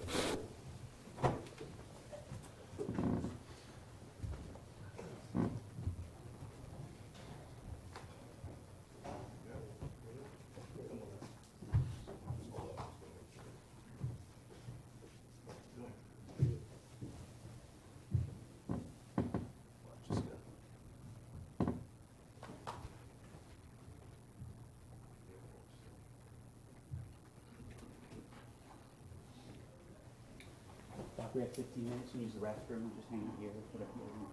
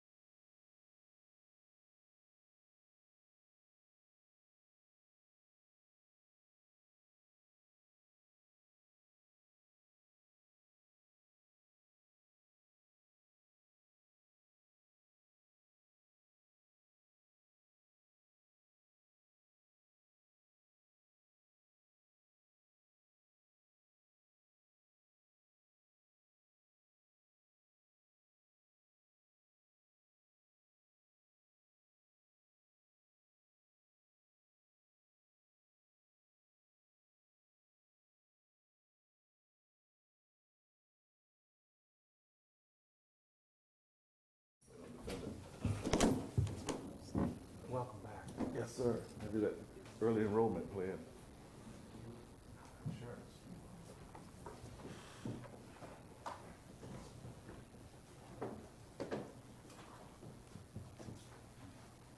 Let's bring the jury, please. Yes, ma'am. Joe, you can bring the jury in. Yes, sir. His chest nailed down. Yeah, it's nailed down. That's not good. Yes. That's the way it goes. Yeah. We have officers sit it, they can't sit it, they have to sit to the water. Sorry about that. They make you know, you probably go to sleep. See, that's right, that's right. Let's all rise for the jury, please. Please watch your step coming in.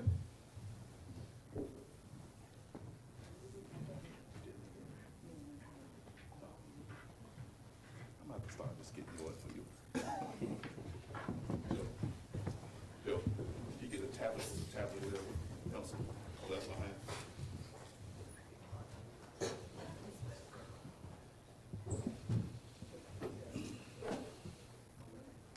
It's a tablet, left body.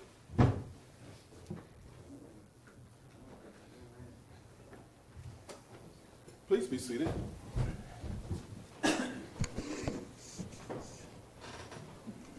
Wait on the tablet. I think we're waiting on a notepad for one of the jurors. Yes, ma'am. I think we have the notepad for one of the jurors. Yes, ma'am.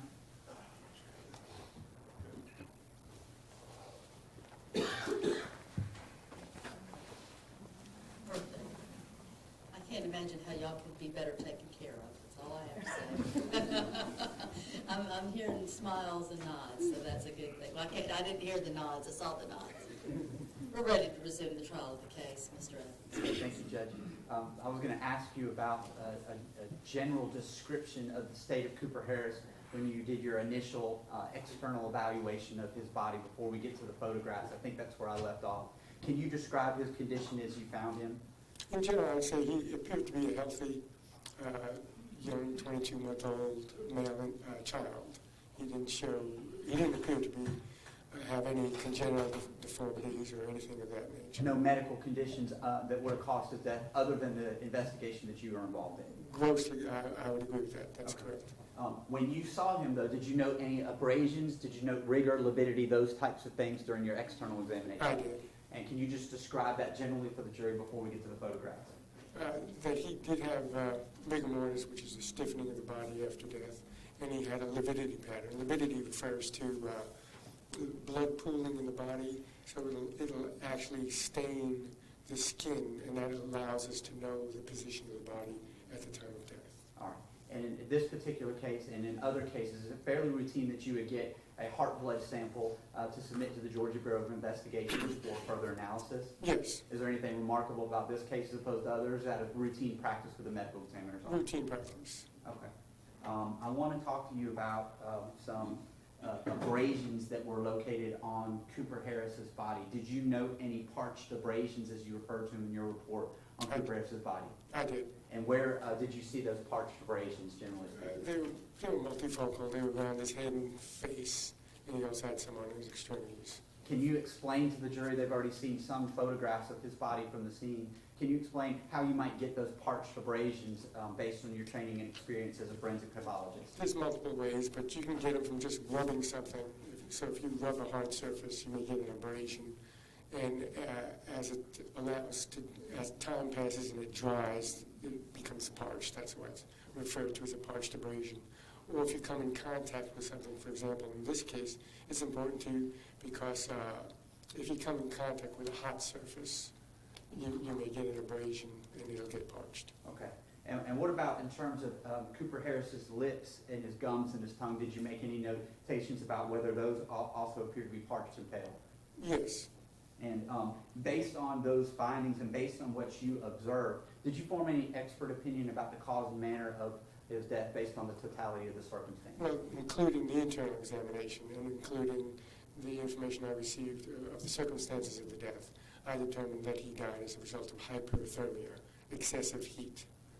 And the manner of The death? manner of death would be homicide, meaning forensically that his death was due to someone else's hand, meaning this is not a natural death, and he died as a result of somebody else's actions.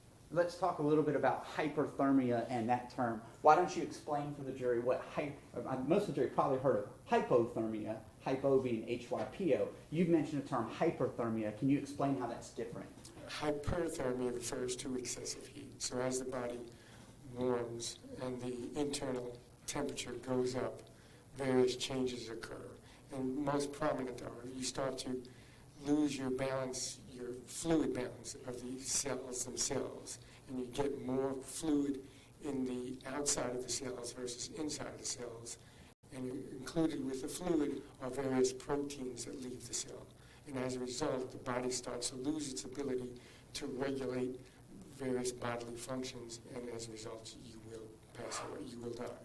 What's the normal and average body temperature of a healthy living human being? 98.2.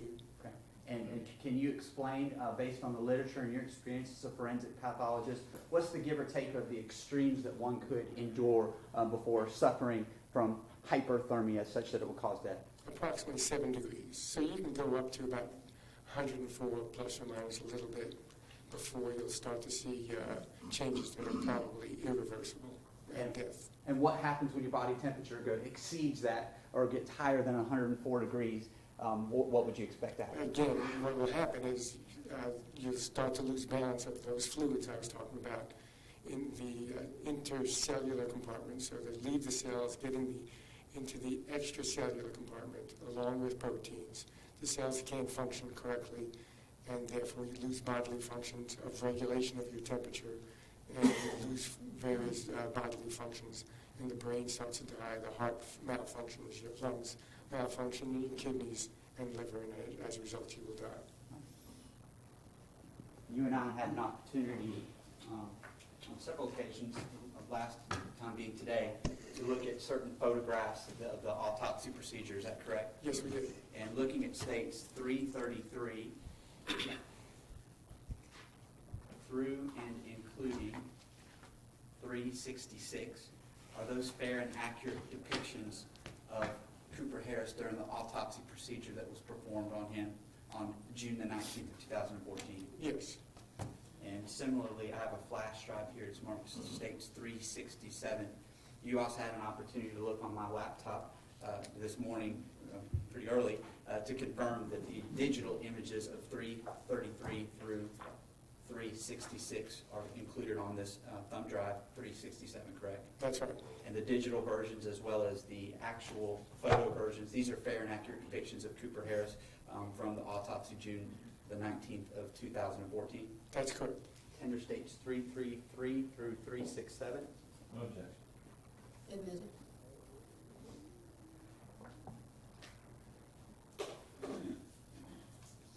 For a number of reasons, Doctor, I've told you that I do not want to display these today on the Mondo pad, but I do need to ask you some specific questions about the photos themselves. Sure. Would it be okay if I ask you those questions while I stand in front of the jury box so that they can see the photographs this way? Sir?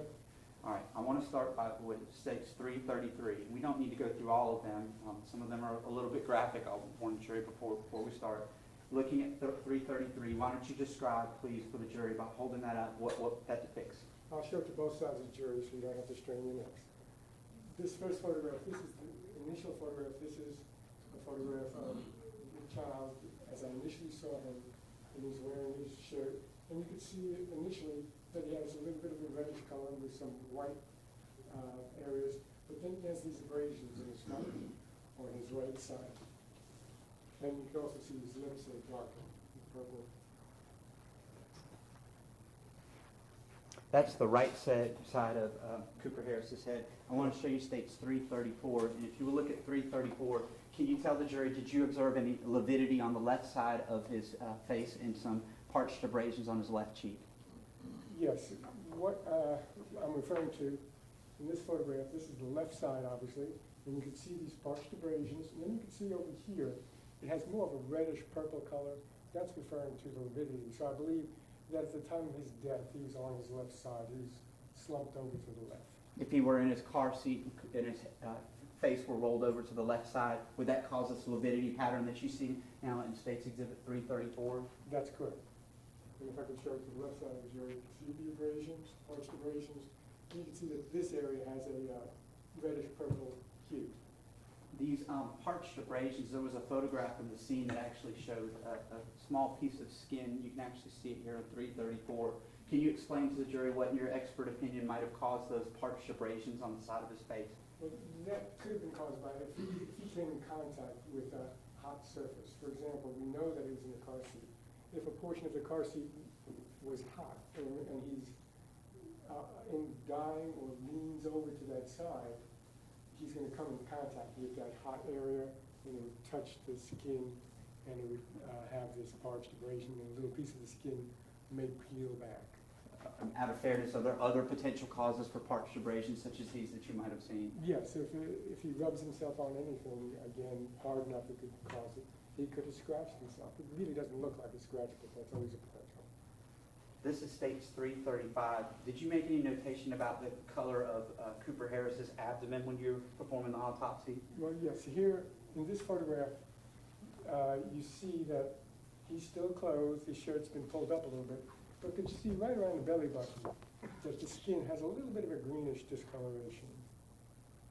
And what's the significance of the green discoloration, particularly to the abdomen? Why is that significant for you as a forensic pathologist? That's showing that his internal organs are starting to decompose, and as a result, you have a discoloration of his overlying skin, which would be the skin of the abdomen.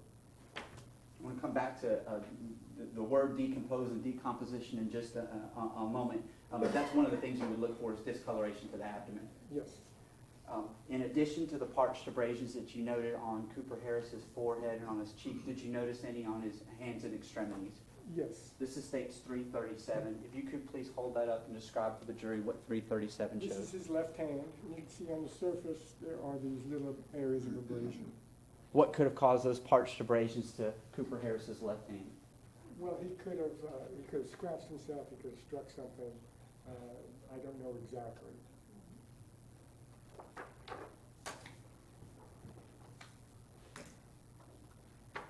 This is State's Exhibit 340, looking at the inside of Cooper Harris's hand. Did you notice any parched abrasions on the inside of his hand as well? This is his left hand. This is the inside of the palmar surface, and you can see that there's a parched abrasion at the base.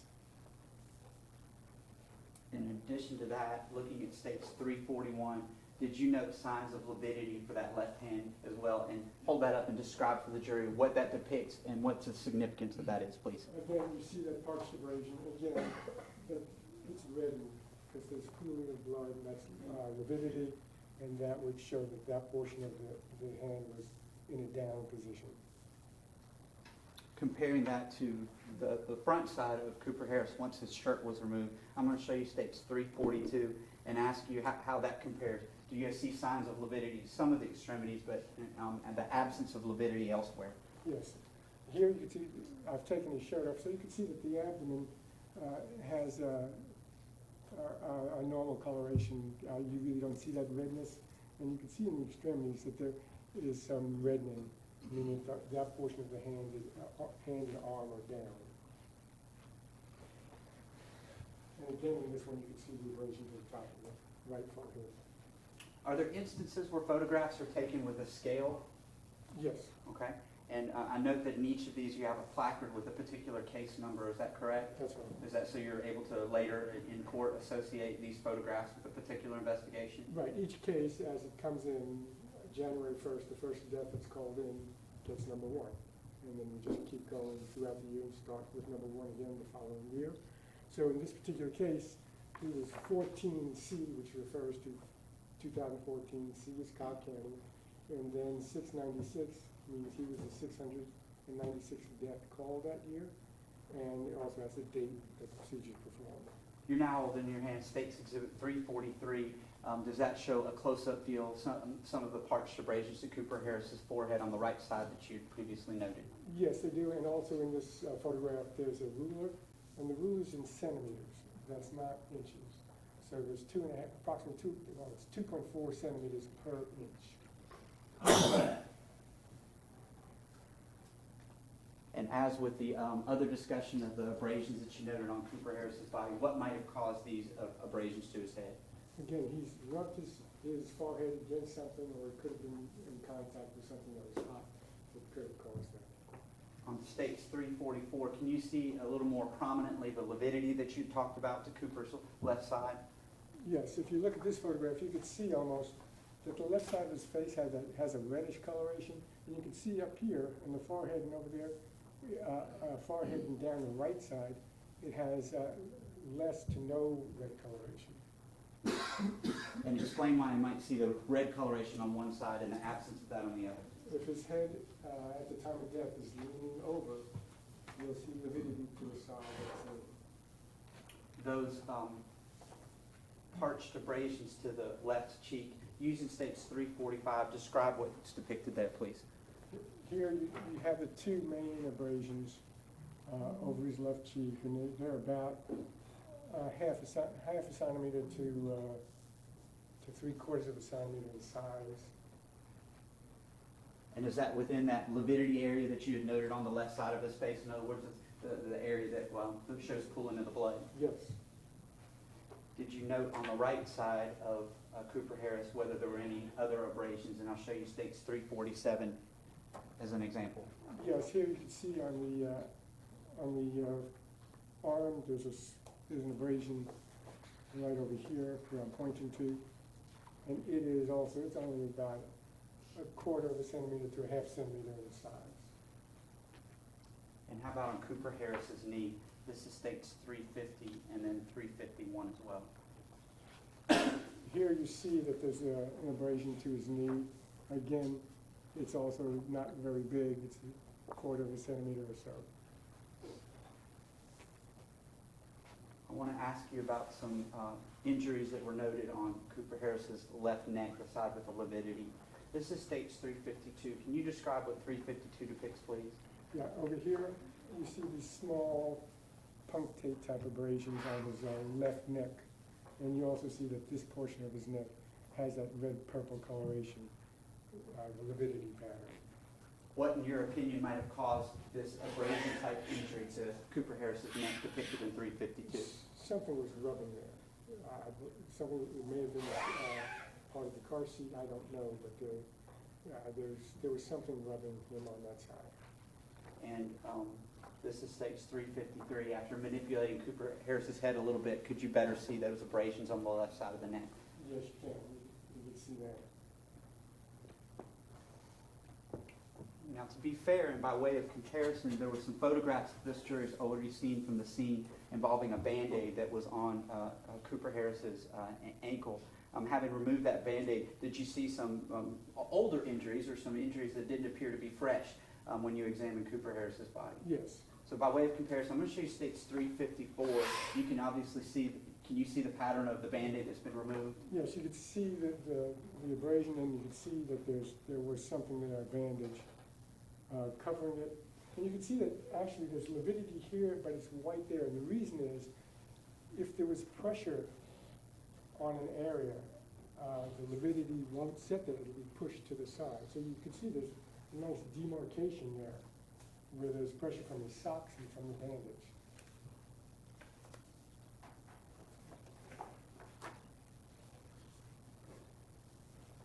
All right. Did you turn Cooper Harris over to examine whether there was further evidence of lividity? I did. This is states 356. If you will, please describe what was shown here once he was unclothed and turned over, please. This is his left side, and you can see that it's reddened, and the spared areas are due to pressure, meaning if he's leaning to his side, but if there's pressure on his back from the seat or anything, those areas would be spared. So that's why you have some sparing of the red coloration. I'm going to use 355 and ask you about an abrasion just above his buttocks. Did you note anything in the blanched area above his buttocks? There's an abrasion right above his buttocks. And then looking back on his left shoulder in the area of the lividity, using the 357, please explain to the jury whether you saw any abrasions there on his left shoulder. Here you can see another parched abrasion similar to that we saw before, and 3 smaller abrasions.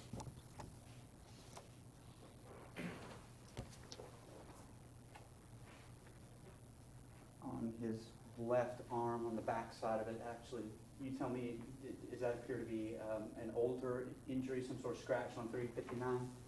Yes, you can see that there's a linear abrasion.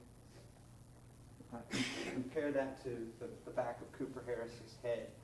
When you examined the back of his head, did you see any further abrasions on the back side of his head? Yes. This is stage 360 that I've just handed you. This is the left side of the back of his head in his scalp. What could have caused those abrasions that you observed on the back side of his head and his scalp? Again, he could have rubbed it, or he could have come in contact with something hot. But he has hair there too, so it's more consistent that it was rubbed than a hot surface, but you can't say for sure. Looking at 363, in addition to the injuries that were just displayed on 360, did you note some other injuries that were just above that when you manipulated the hairline a little bit? Yes, here you can see that there's a linear area of abrasion going across there. And then moving the hairline just a little bit down from that, this is 366. Is that generally in that same area?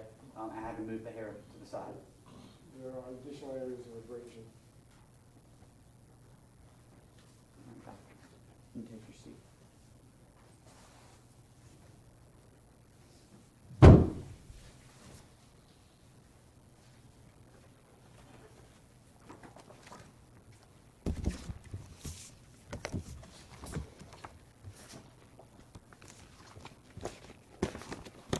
Is it fairly routine that you would task your investigators with trying to get a medical history or medical records of a decedent such as Cooper Harris? Yes.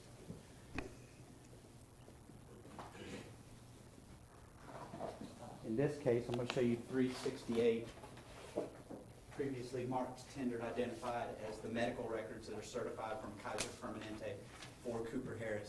You had an opportunity to review his medical records with Investigator Jackson. I did. And having reviewed those records, did you find anything remarkable about Cooper Harris's medical condition that might have impacted what happened on June the 18th of 2014? No, he was a healthy little boy. I want to talk about the cause of death that you've discussed here, hyperthermia, versus some other causes of death. Can you first articulate to the jury what are some different causes and what's the difference between cause of death and manner of death? Well, cause and manner, those two terms. Cause is the actual mechanism of death. For example, in this case, it's hypothermia, but you may be more familiar with terms such as somebody dies as a result of a heart attack, somebody dies as a result of cancer, someone dies as a result of diabetes or kidney failure. That would be the cause. Or it could be, cause of death could be due to a gunshot wound to the head. It could be a gunshot wound to the heart. It could be cause falling off of out of a window, cause dying in a fire. These would be the cause. That's the term. That's what's referred. Those terms are what we use when we refer to cause. The manner of death is how did it occur, and we have 5 classifications. We have homicide, suicide, natural, accidental, and undetermined. And forensically, the definition of homicide is that the death occurred due to someone else's actions. So in this case, I believe that Cooper was placed in a car seat, strapped in by someone other than himself, and left there, and he didn't have the ability to unlock himself and get him free of the car seat and open the car door and get outside. So as a result, someone was responsible for putting him in there, strapping him in there, and not removing him.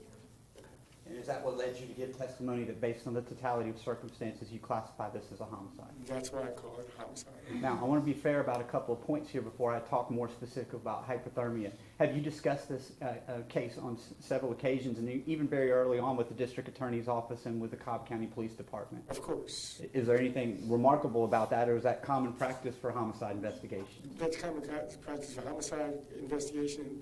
In numerous cases, if we don't get the information, then I can't call it an accident, I can't call it a homicide, I can't call it anything because I don't know. I have to know how the body was found, what took place on a given day. These things are very important, and I talked to the DA's office basically when I was the chief. I would speak to them weekly to daily. And who was your primary point of contact with the DA's In this office? particular case, it was you. Okay. And I want to ask, in fairness to the defense too, if you're contacted by the defense, do you speak with them about your investigation in the case? Yes, I do. And in this particular case, have you talked to the defense attorneys about this case? Yes, I have. And your discussions with us very early on included that this was a homicide investigation, correct? That's right. Okay. Now, your report at the time of your retirement reads undetermined. And can you explain for the jury why you identified it as undetermined at that time, though your testimony is a homicide? Well, it reads as undetermined, but initially a letter was sent from my office declaring that it is my intent to call this the cause of death hypothermia, and the manner of death is homicide. However, when I retired October 1st of 2014, the complete investigation had not been done. So there are still other factors that may or may not have come into play and changed my opinion one way or the other. So I felt at that time it was best just to leave it as undetermined and could be revisited at another date. And in fact, in your report, did you note that because the case was still undetermined, did you note that in your report? In my report,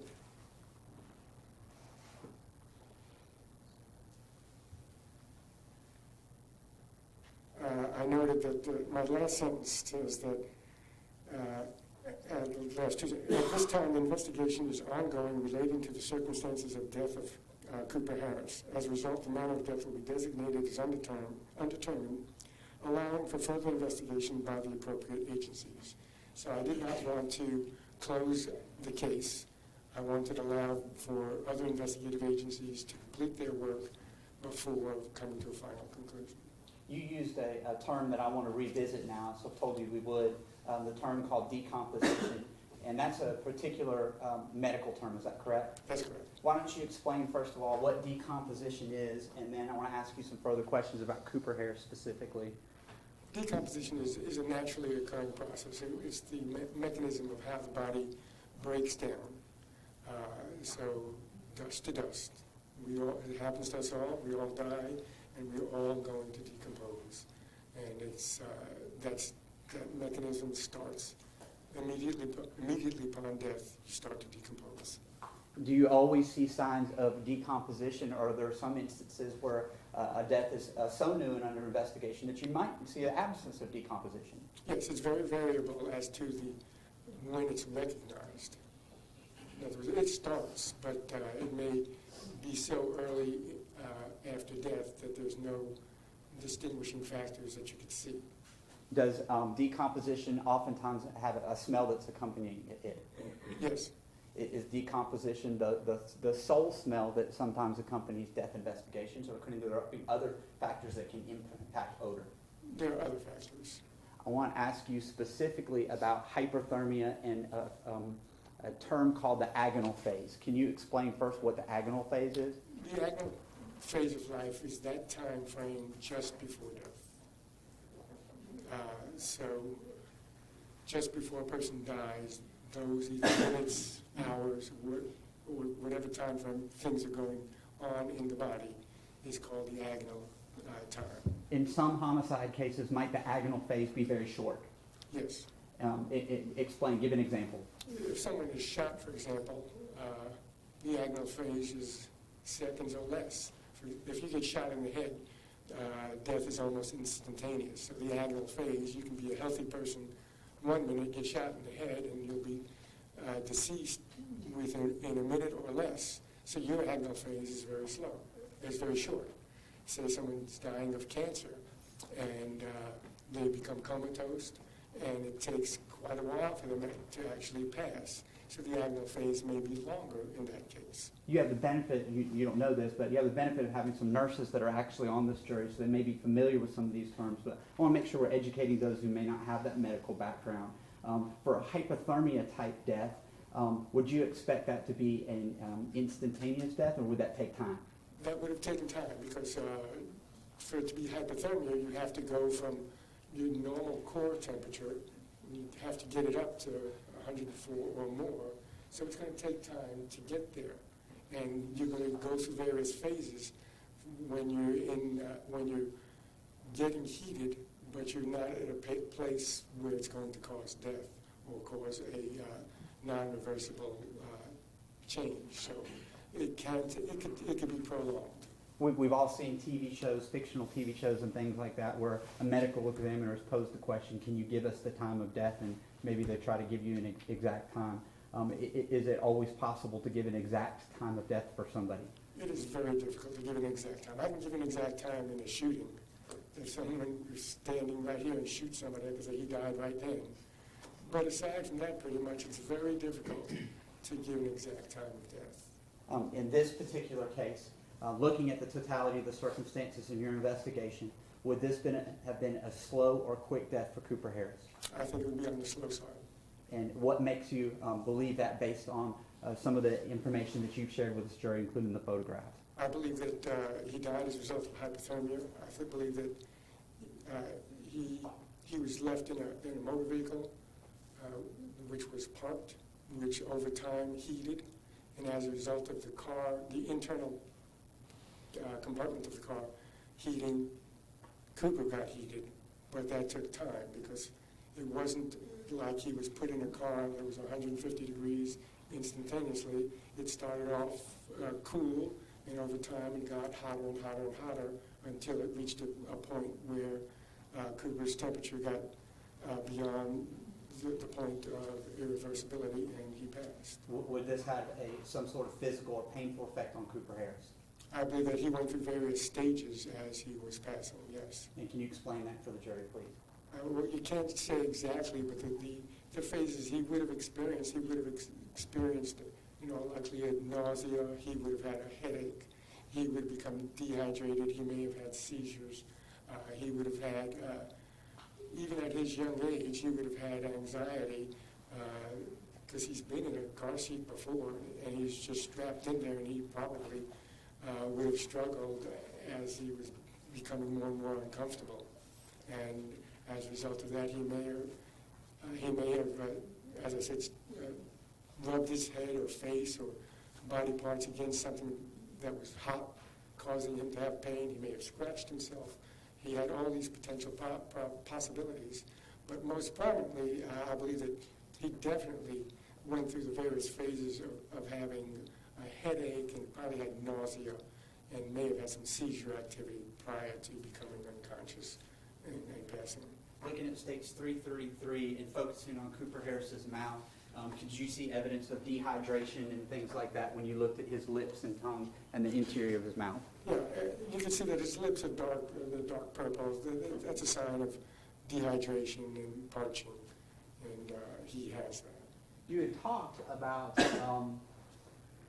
talked about taking certain slides, and we are not going to go into any internal examination photographs for Cooper Harris, but did you do an internal exam of Yes, a complete autopsy was performed. And did you take sections of slides so that you could look to see if you could see evidence of decomposition? Yes, I did. In at least one area, did you see evidence of decomposition, at least the early signs? Yes. Did you describe for the jury? Yes, the pancreas was autolyzed, was decomposed. And where, generally speaking, is the pancreas located for those that may not have a medical background? The pancreas is right below your liver, more or less, so it's right at your midline, just below there. Does that beginning stages of decomposition, would that cause any discoloration that would be notable from the exterior of the deceased Cooper Harris? Possibly. Now, these slides, were they taken and preserved so that others could look at them as well? Yes. In this particular case, can you tell the jury a precise time of death for Cooper Harris? No. Hypothetically, if there were evidence to show that he was in a vehicle that was maybe 90 degrees or 95 degrees, but less than 100, could a person survive in that temperature in a vehicle? Yes. Looking at the totality of these circumstances, if Cooper Harris hypothetically was left in his vehicle at 9 o'clock in the morning and law enforcement were called sometime after 4 o'clock, is it possible he was alive around lunchtime? if the temperature at lunch was only in the 90s, low 90s? Yes.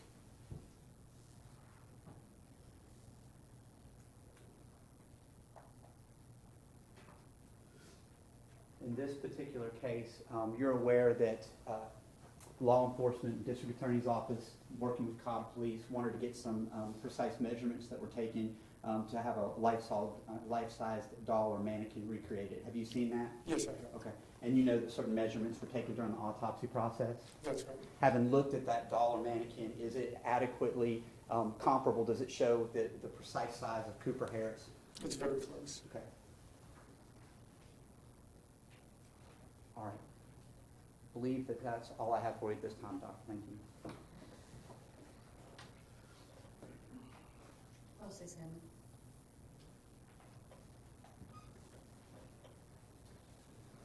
Good to see you again, Dr. Frist. Good morning. Just so we're clear, when we talk about the manner of death as homicide, and I think you made it real clear, that simply means that it's someone else who's responsible for causing the person to be in the position that led to their death, correct? That's correct. All right. And when you have the other options of suicide, natural death, accidental or undetermined, accidental could be if someone accidentally gotten themselves in a position, such as a child crawling up into a car, and accidentally getting themselves to be where they would be too hot and die of hypothermia. I'm Correct. going to object to that, Judge. There's a specific legal definition for accident which would exclude those type of scenarios, so I don't think that's an accurate portrayal of what the legal definition of accident is. And I'm not asking about legal definitions, that'd be an improper question. I'm asking about forensic definitions that he's already testified to. Well, then I'll withdraw my objection if that's the specific question about the pathological definition of accident. Why don't you rephrase your question along those lines? And just so we're all real clear, you talked about the forensic definitions of accident, homicide, suicide, undetermined, and natural, correct? That's right. All right. And you explained to us that when you use the term homicide, that simply means that someone else did something that caused someone to be in the position, in this case, putting Cooper in the car seat. That wasn't done by Cooper, that was done by Ross, and then ultimately he died of hypothermia in that car seat. That's what you're referring to. That's right. All right. And maybe to make it more clear, the term homicide is not the same thing as the legal term of murder, correct? I'm talking about forensic terminology. Legal terminology is different than forensic terminology. Absolutely. So that legal term murder would be very different from the forensic terminology of homicide, correct? Yes. All right. And despite the information you had initially, you actually officially declared this to be an undetermined manner of death, correct? As I stated, I put undetermined to leave it open so that further investigation could continue and we could, at that time when it's complete, come to a final conclusion. But a letter was sent almost I think it was within the week of the death, stating that it is believed that the death is hypothermia, the cause is hypothermia, and the manner is homicide. Very good. And your job as medical examiner is to file an official report with that official conclusion, and then that's put onto the death certificate, correct? That's right. All right. And to your knowledge, was a death certificate filed in this case? I assume so, yes. All right.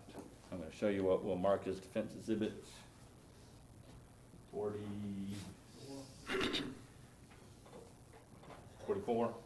Is that our next one, Ryan? Thank you.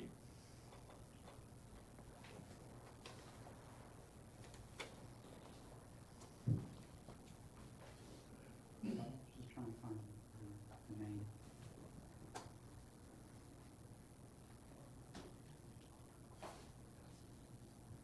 Oh, I got it.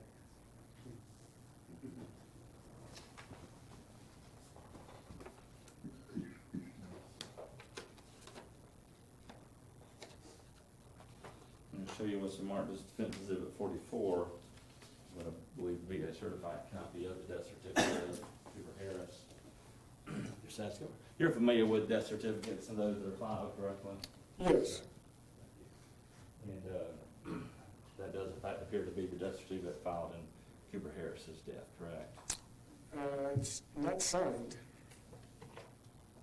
Was it certified on the back? Yes, And who would normally sign that? me, All right. And did you not sign that death certificate? no. Okay. And what's the date of that death certificate? The date filed is 9/30/2014. And were you still a medical examiner on September 30th, 2014? That's the day I left. That was your last day? Correct, Okay. So it appears it was filed without your signature on your last day? correct. All right. And do you remember what you were doing your last day? Leaving. Very good. We would tender defense exhibit 44, Your Honor. For what it's worth, I don't have any objection to it. Admitted.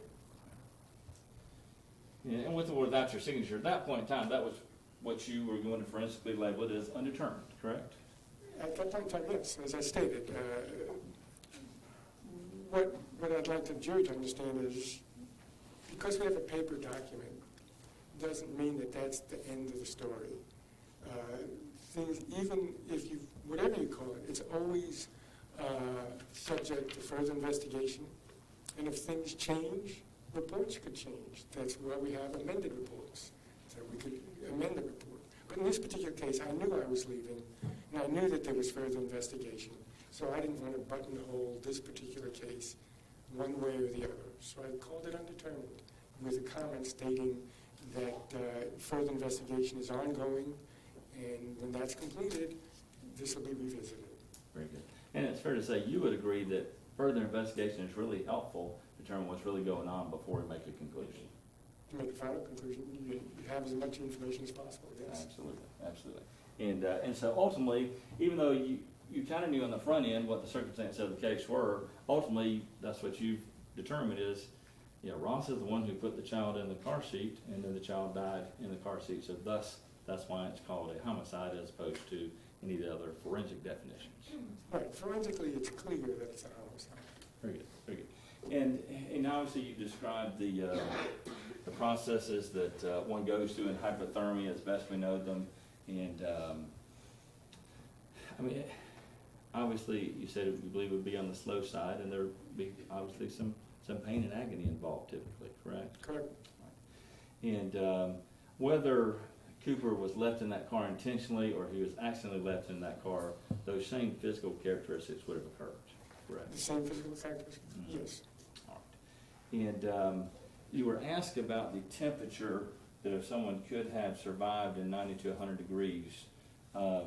You're referring to if that temperature in the vehicle was 90 to 100 degrees, as opposed to the outside temperature being 90 to 100 degrees. What I'm referring to is, yes, the internal compartment, inside of the car, how high did it get inside the car? And we know that your 98.2 is a normal temperature, and we have a 7-degree on the upside, more or less. So he could have got to up to 104 before he would start to have significant changes and irreversible changes. Yeah, the temperature inside that car got much higher than 104 degrees, and to the point that his body temperature was rising over 104 degrees. Within 1 hour, that could have been his time of death, correct? Correct. And but it took 2 hours to be his time of death, correct? Yes, his temperature has to get that high, and then once it's that high, it's variable how long it took to get that high, and then it's variable once it got that high, how long it took for his death. And the bottom line is we don't have a CSI point in time that we can say, hey, this is the time of death. No, we don't. And thus we know he could have died before noon, could have died after noon. We just don't know for certain, correct? We don't know, but what bothers me a little bit about that noon figure is that I've been told that the temperature was only in the low 90s in the car. Really? If that's true, then he probably could have survived that.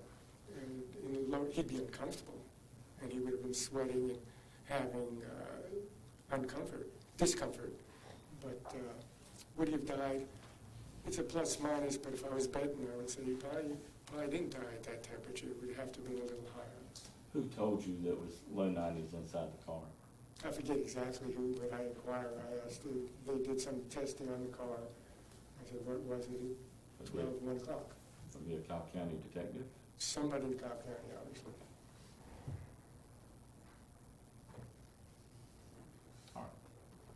And in your looking at the abrasion that you noted, I noticed you mentioned several times, several of these pictures show extreme lividity on the left side of Cooper's body, correct? That's right.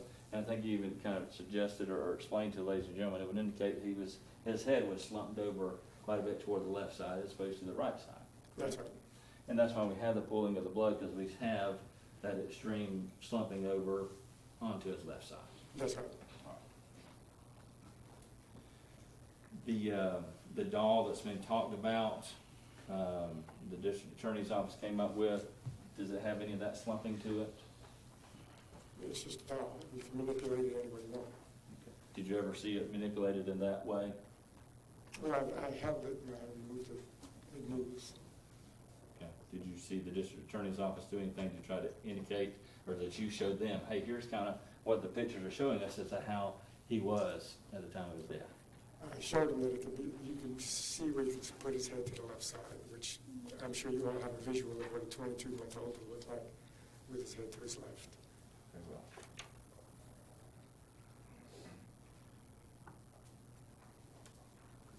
well. With regards to the internal examination, talked about the decomposition, and certainly whatever the time of death was, and naturally the body begins that process immediately upon death, correct? That's right. However, there are certain variables that affect how quickly that happens and how fast that happens, correct? Of course. And the pancreas that you noted, that's actually the kind of the center in the body of where these enzymes and whatnot live that begin that process first and foremost. That's correct.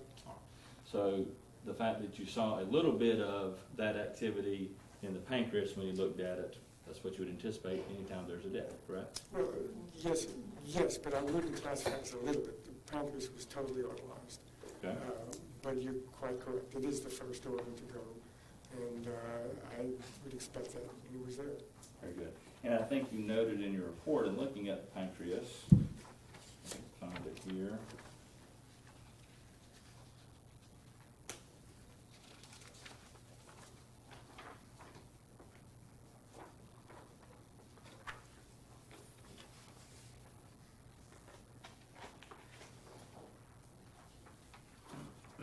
Excuse me, there's several. You note the section showing autolysis on, I don't have a page number here. That's what you're referring to, correct? That's right. You also have,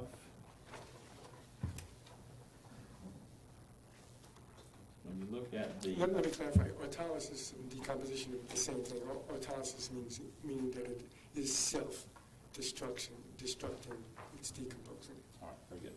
And you also noted earlier on the report, maybe a couple pages ahead of that, where you referred to the pancreas. The pancreas shows normal shape, color, and consistency, and there's no evidence of hemorrhage, fibrosis, calcification, or necrosis. Yes, Right. that is what it looked like grossly, meaning when I dissected it and had it in my hand. The autolysis is only seen microscopically. So once I take a section of the pancreas, submit it to the laboratory, they send it back to me on a slide, I look at it, that's where you see the autolysis. You can't see it with the naked eye just looking at it. I mean, you can sometimes in certain cases, but in most cases, the pancreas looks normal. It's not until you look at the microscopic slides that you see that it's autolyzed. And if there had been some hemorrhage of the pancreas, then some of those fluids would be start flowing throughout the body in the cavity. Well, hemorrhage, really what I'm referring to in hemorrhage, you're trying to see if there's any injury. And there was no injury, so it's not like he was struck in the abdomen and he had injury to his pancreas. So those other terms, meaning hemorrhage, fibrosis, calcification, and necrosis, those are all terms referring to that I didn't see any disease process and I did not see any structural damage due to some external force. So it appeared grossly normal. It wasn't until you look at it microscopically that you see that it's autolyzed. It was intact, and none of whatever cellular things you see at the microscope were floating around anywhere. No, like there's no inflammation showing that he didn't have a disease. He didn't have disease-causing inflammation. It was just a normal pancreas. Very good. And in addition to doing these, the microscopic slides, there's other things you do to try to determine if there's any other indication as to cause and manner of death in an autopsy, to include x-rays. You can't take x-rays. And then you did x-rays in this case, correct? I believe so. Let me just check. I'm sure I did, but I just don't want to misstate it. Yes. Very good. And then review those x-rays show no indication of any other causal problem, any injury, no prior problems with Cooper Harris. That's correct. And showed no indication of some, well, when you have a death, sometimes there's gases that can build up inside of a body, is that right? Correct. And some of those gases can become because of the pressure they're under, can actually cause some injury to either organs or bones, or it can be released. Well, they don't cause injury, but they can be released. You can get bloating, so when you open the body, you'll note that there's gas. Okay. And we don't have that in this case, correct?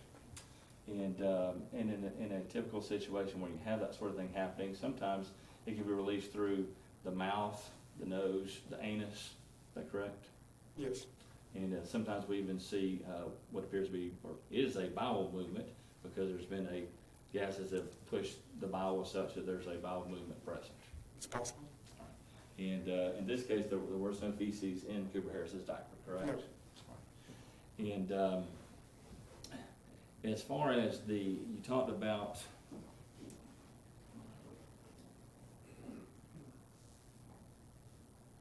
sources of smells. You said the decomposition could be a source of that, but there could be other sources of smells Yes. when you're dealing with the dead body, correct? Correct. In this case, there was a wet diaper, correct? Yes. All right. And but we don't see any of these gases. We don't see any of the frothy purge or some sort of liquids floating around in Cooper Harris, correct? Correct. But in this case, what we have is we have a child who's 22 months old who's in an enclosed space. He's in a car. The windows are up. So it's an enclosed space for all intents and purposes. He's in there. He's breathing. He's sweating. And he's urinating. Plus, we know in this agonal phase and at the time of death, as you mentioned, there's various sphincters, muscle tone releases. So sphincters release too. So if he could have had a bowel movement, but he didn't. But that's not to say some gas from his GI tract may have escaped. So what I believe is that I don't believe that you had decompositional smells per se. Right. The way, in other words, not that you all would know, but as a forensic pathologist, when I come to work in the morning, I can tell immediately whether we have a body that's decomposed or not. I don't think that type of a smell was there. But I do believe that, especially as we get to 4 o'clock in the afternoon, where we know the temperatures in the internal compartment of the car did really get significantly heated, that you would have the stale odor of someone who's been breathing for a period of time, who's been sweating for a period of time, who may or not have some gases released from his GI tract. He's urinated, and I know we all have an impression when you go to a car that's out in the heat and you open the door, you get hit with this blast of air. We all have it, and we all have our own opinion of what that feels like and what it smells like. And I can't describe it to each of you how yours feels and smells and what your recollection is of that. But in this particular case, I'm sure that Mr. Harris, when he opened that car door, he had the same thing. Speculation to a question I've not asked that the witness may be attempting to provide. Well, state question. What's that? My question, I'm trying to remember now what my original question was. Yeah, let me ask another question. With regards to the decompositional smell, you've said that in your opinion, you do not believe there was a smell of decomposition. Not per se, that's correct. I just believe there was a stale smell. There was a different smell than normal. Sure. And we don't know how long it's been since Cooper stopped breathing, so we don't know when the last breath was and how long it's had to dissipate. correct? No, we don't. And what we do know is certainly unfortunately, his death has been such that he slumped over and he's been there long enough for the rigor mortis to set in and the liver mortis to set in and have the pooling of blood, correct? Correct. And obviously he's, at that point in time, he's completely still sitting there in that one position from that point forward, correct? That's correct. And after he's discovered and then moved around, jostled in and around the car seat, taken out of the car seat, well then his body is moved in some of these sources, which would be the sweaty part underneath. You said there was some slight wetness, I believe, and the wet diaper, then it would have been exposed. Is that That correct? would be exposed, correct. It would be more exposed than previously, yes. Very good. Now, with regards to the stages, I think you've described that pretty well. The measurements that were taken. You've indicated, I think the answer to Mr. Evans was, this dog was comparable, it was very close in Correct. measurement, okay? That suggests to me, and I'm just asking you, are you telling us that it wasn't exactly the same size as Cooper Harris? No, I'm saying that nothing is ever exact. You know, you talk about it, is it a half inch one way or the other? I'll accept that it may be a half inch or so off, but for all intents and purposes, to me, the measurements are the same. Very good. They Well, measured the same, but I'll give you that there's some give and take. very good. And obviously well, it's not obvious, what you saw in this doll that was created was not such that it moved the same way that Cooper Harris moved, or could move, although it did have some slight movement to its head area apparently. Fair to say. Okay.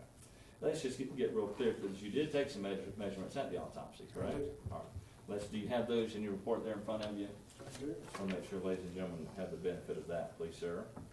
Excuse me? I just want to make sure, ladies and gentlemen, the jury have the benefit of this information. Okay. So let's just kind of run through that. The total crown to heel length, meaning from bottom of his feet to top of his head, that measured 33 inches, correct? Yes. And then you have crown rump length, that's from the top of his head to his tailbone, his bottom. How would you measure that? To the bottom. Okay, all right. So just the part from where you're sitting in the car seat where his bottom would be to the top of his head, that was 14 inches, correct? That's right. And then the rump to heel, which is his bottom down to the bottom of his feet, is 17 and a half inches, correct? That's right. All right. And you've got the head and chest circumference, abdominal circumference. These may not be as important, but the shoulder to rump length, this is from the top of his shoulder to his bottom, correct? That's right. That's 11 inches. Yep. All right, I'm sorry if I'm going too fast. So total crown to heel 33, crown rump 14, rump to heel 17 and a half, shoulder to rump is 11. Correct. All right. Then you have back of neck to rump length is at 10 and a half. And obviously that's just slightly below the shoulder, I guess. Is there a particular place on the neck where you make that measurement? It's basically right at the bone that The you're center, that the bone that sticks out down there. Okay. And then the body weight. You weighed the body of Cooper Harris, correct? That's right. There's 21 pounds, 5.4 ounces. That's right.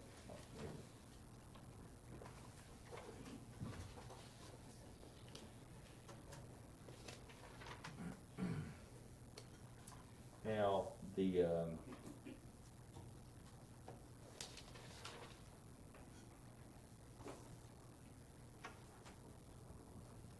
met with the Cobb County Police Department on multiple occasions to discuss the case and kind of their findings, is that right? That's right. And they were still under investigation in the case after you left the medical examiner's office? That's my understanding, yes.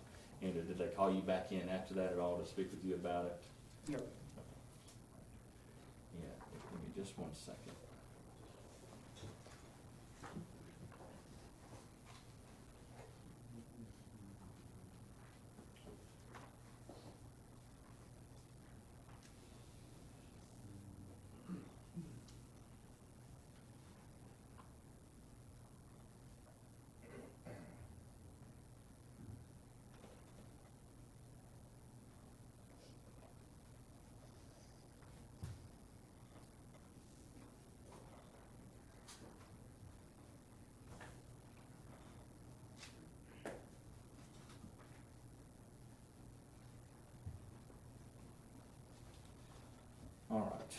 And the information that you had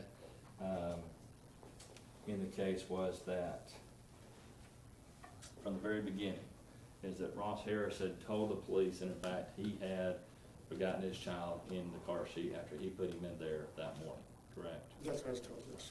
And nothing in the investigation ever changed that information. Excuse me? Nothing in the investigation ever changed that information for you, correct? That's correct. Well, when you say change, that's what I was told, yes. Oh, fair enough, fair enough. And there's, at the end of the day, all that you're able to kind of tell us is that as far as the manner of death is, we know Ross was the one who put him in there, but what was going on in his mind, so there's certainly nothing objectively, scientifically that you can provide from the autopsy that would tell us what was going on in Ross Harris's mind. That's Fair to correct. say. Okay. Thank you.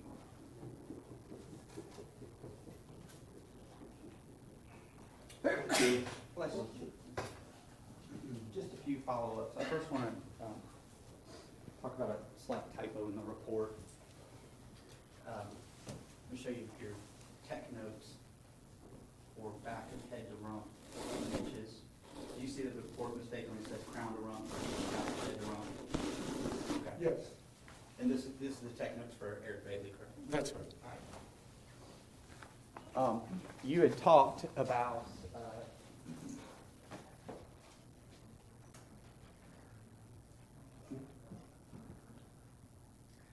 I'm sorry, I'm being told that because I touched the microphone, the jury may not have heard that. So let me ask that again to make sure. Did y'all get that, or okay? I'm seeing now it's ahead, so I just want to make sure. I didn't realize I touched the microphone. My apologies. You had talked about other smells that can be associated with this particular death scene, and you were asking questions about bowel movement. You didn't see that here, correct? There is no bowel movement. Did you check Cooper Harris's stomach to see if you had evidence consistent with him having eaten something prior to his death? Yes. And can you explain to the jury what you found and how that might have played into some of the odors that might be associated with his death? Well, he did have partially digested food matter. Some of it I could identify as being potatoes. Okay. And what, if any, impact would having food in your stomach have on some of the gases that were released at the time of death? Well, it's just showing that he's digesting.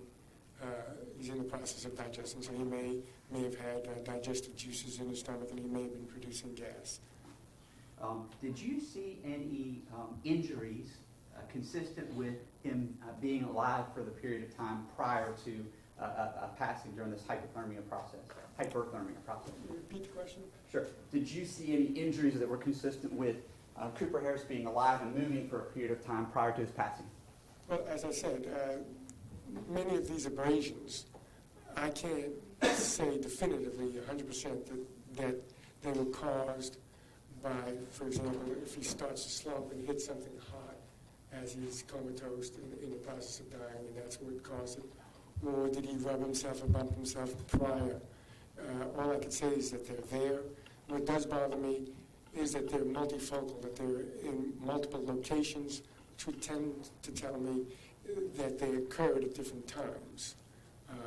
And they occurred to his right and left, so he's moving about. So he must have felt them at some point to some degree. All right.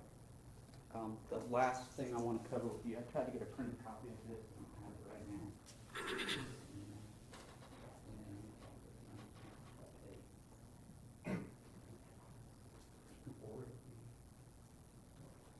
Trying to get it printed right now, but it'll take a minute if we need to wait. Sure.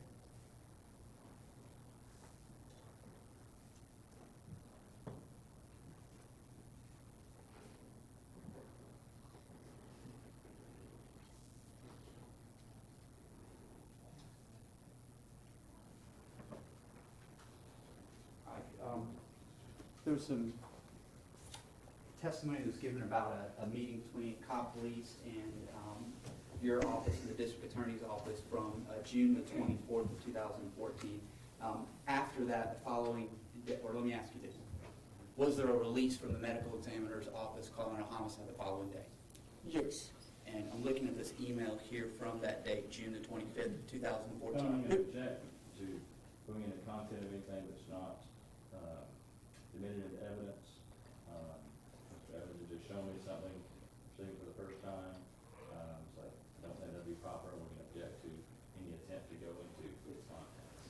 I'm not gonna ask him about content. What are you asking about? I want to know who Mike and Gerhard is. Okay, ask them. Right. If you do that. Well. Okay. Put your- There. Who's Mike Gerhard? Mike Gerhart works in works in the Continental Medical Examiner's office. He's the operation manager, he's the head investigator.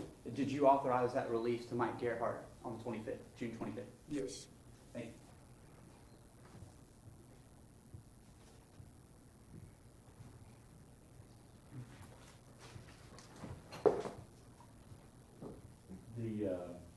Some of these abrasions, could any of them been caused by Cooper's body being placed and coming in contact with hot objects after his death?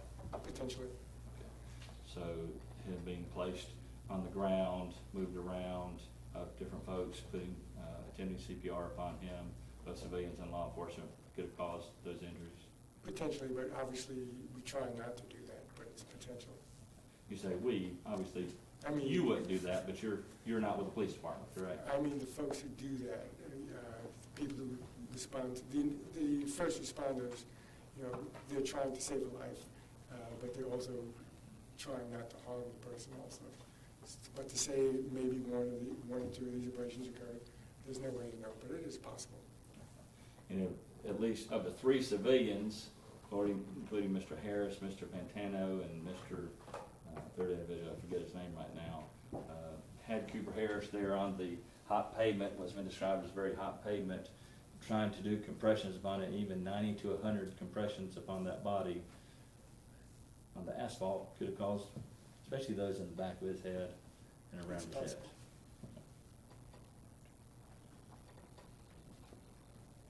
When we talk about those compressions, if there were gases and that sort of thing, or fluids in sort of Cooper's body consistent with death, that sort of thing would cause that to come out and be smelled and seen, correct? It could.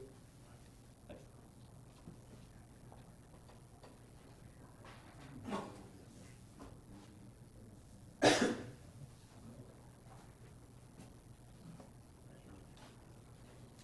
don't have any further questions at this time, Your Honor.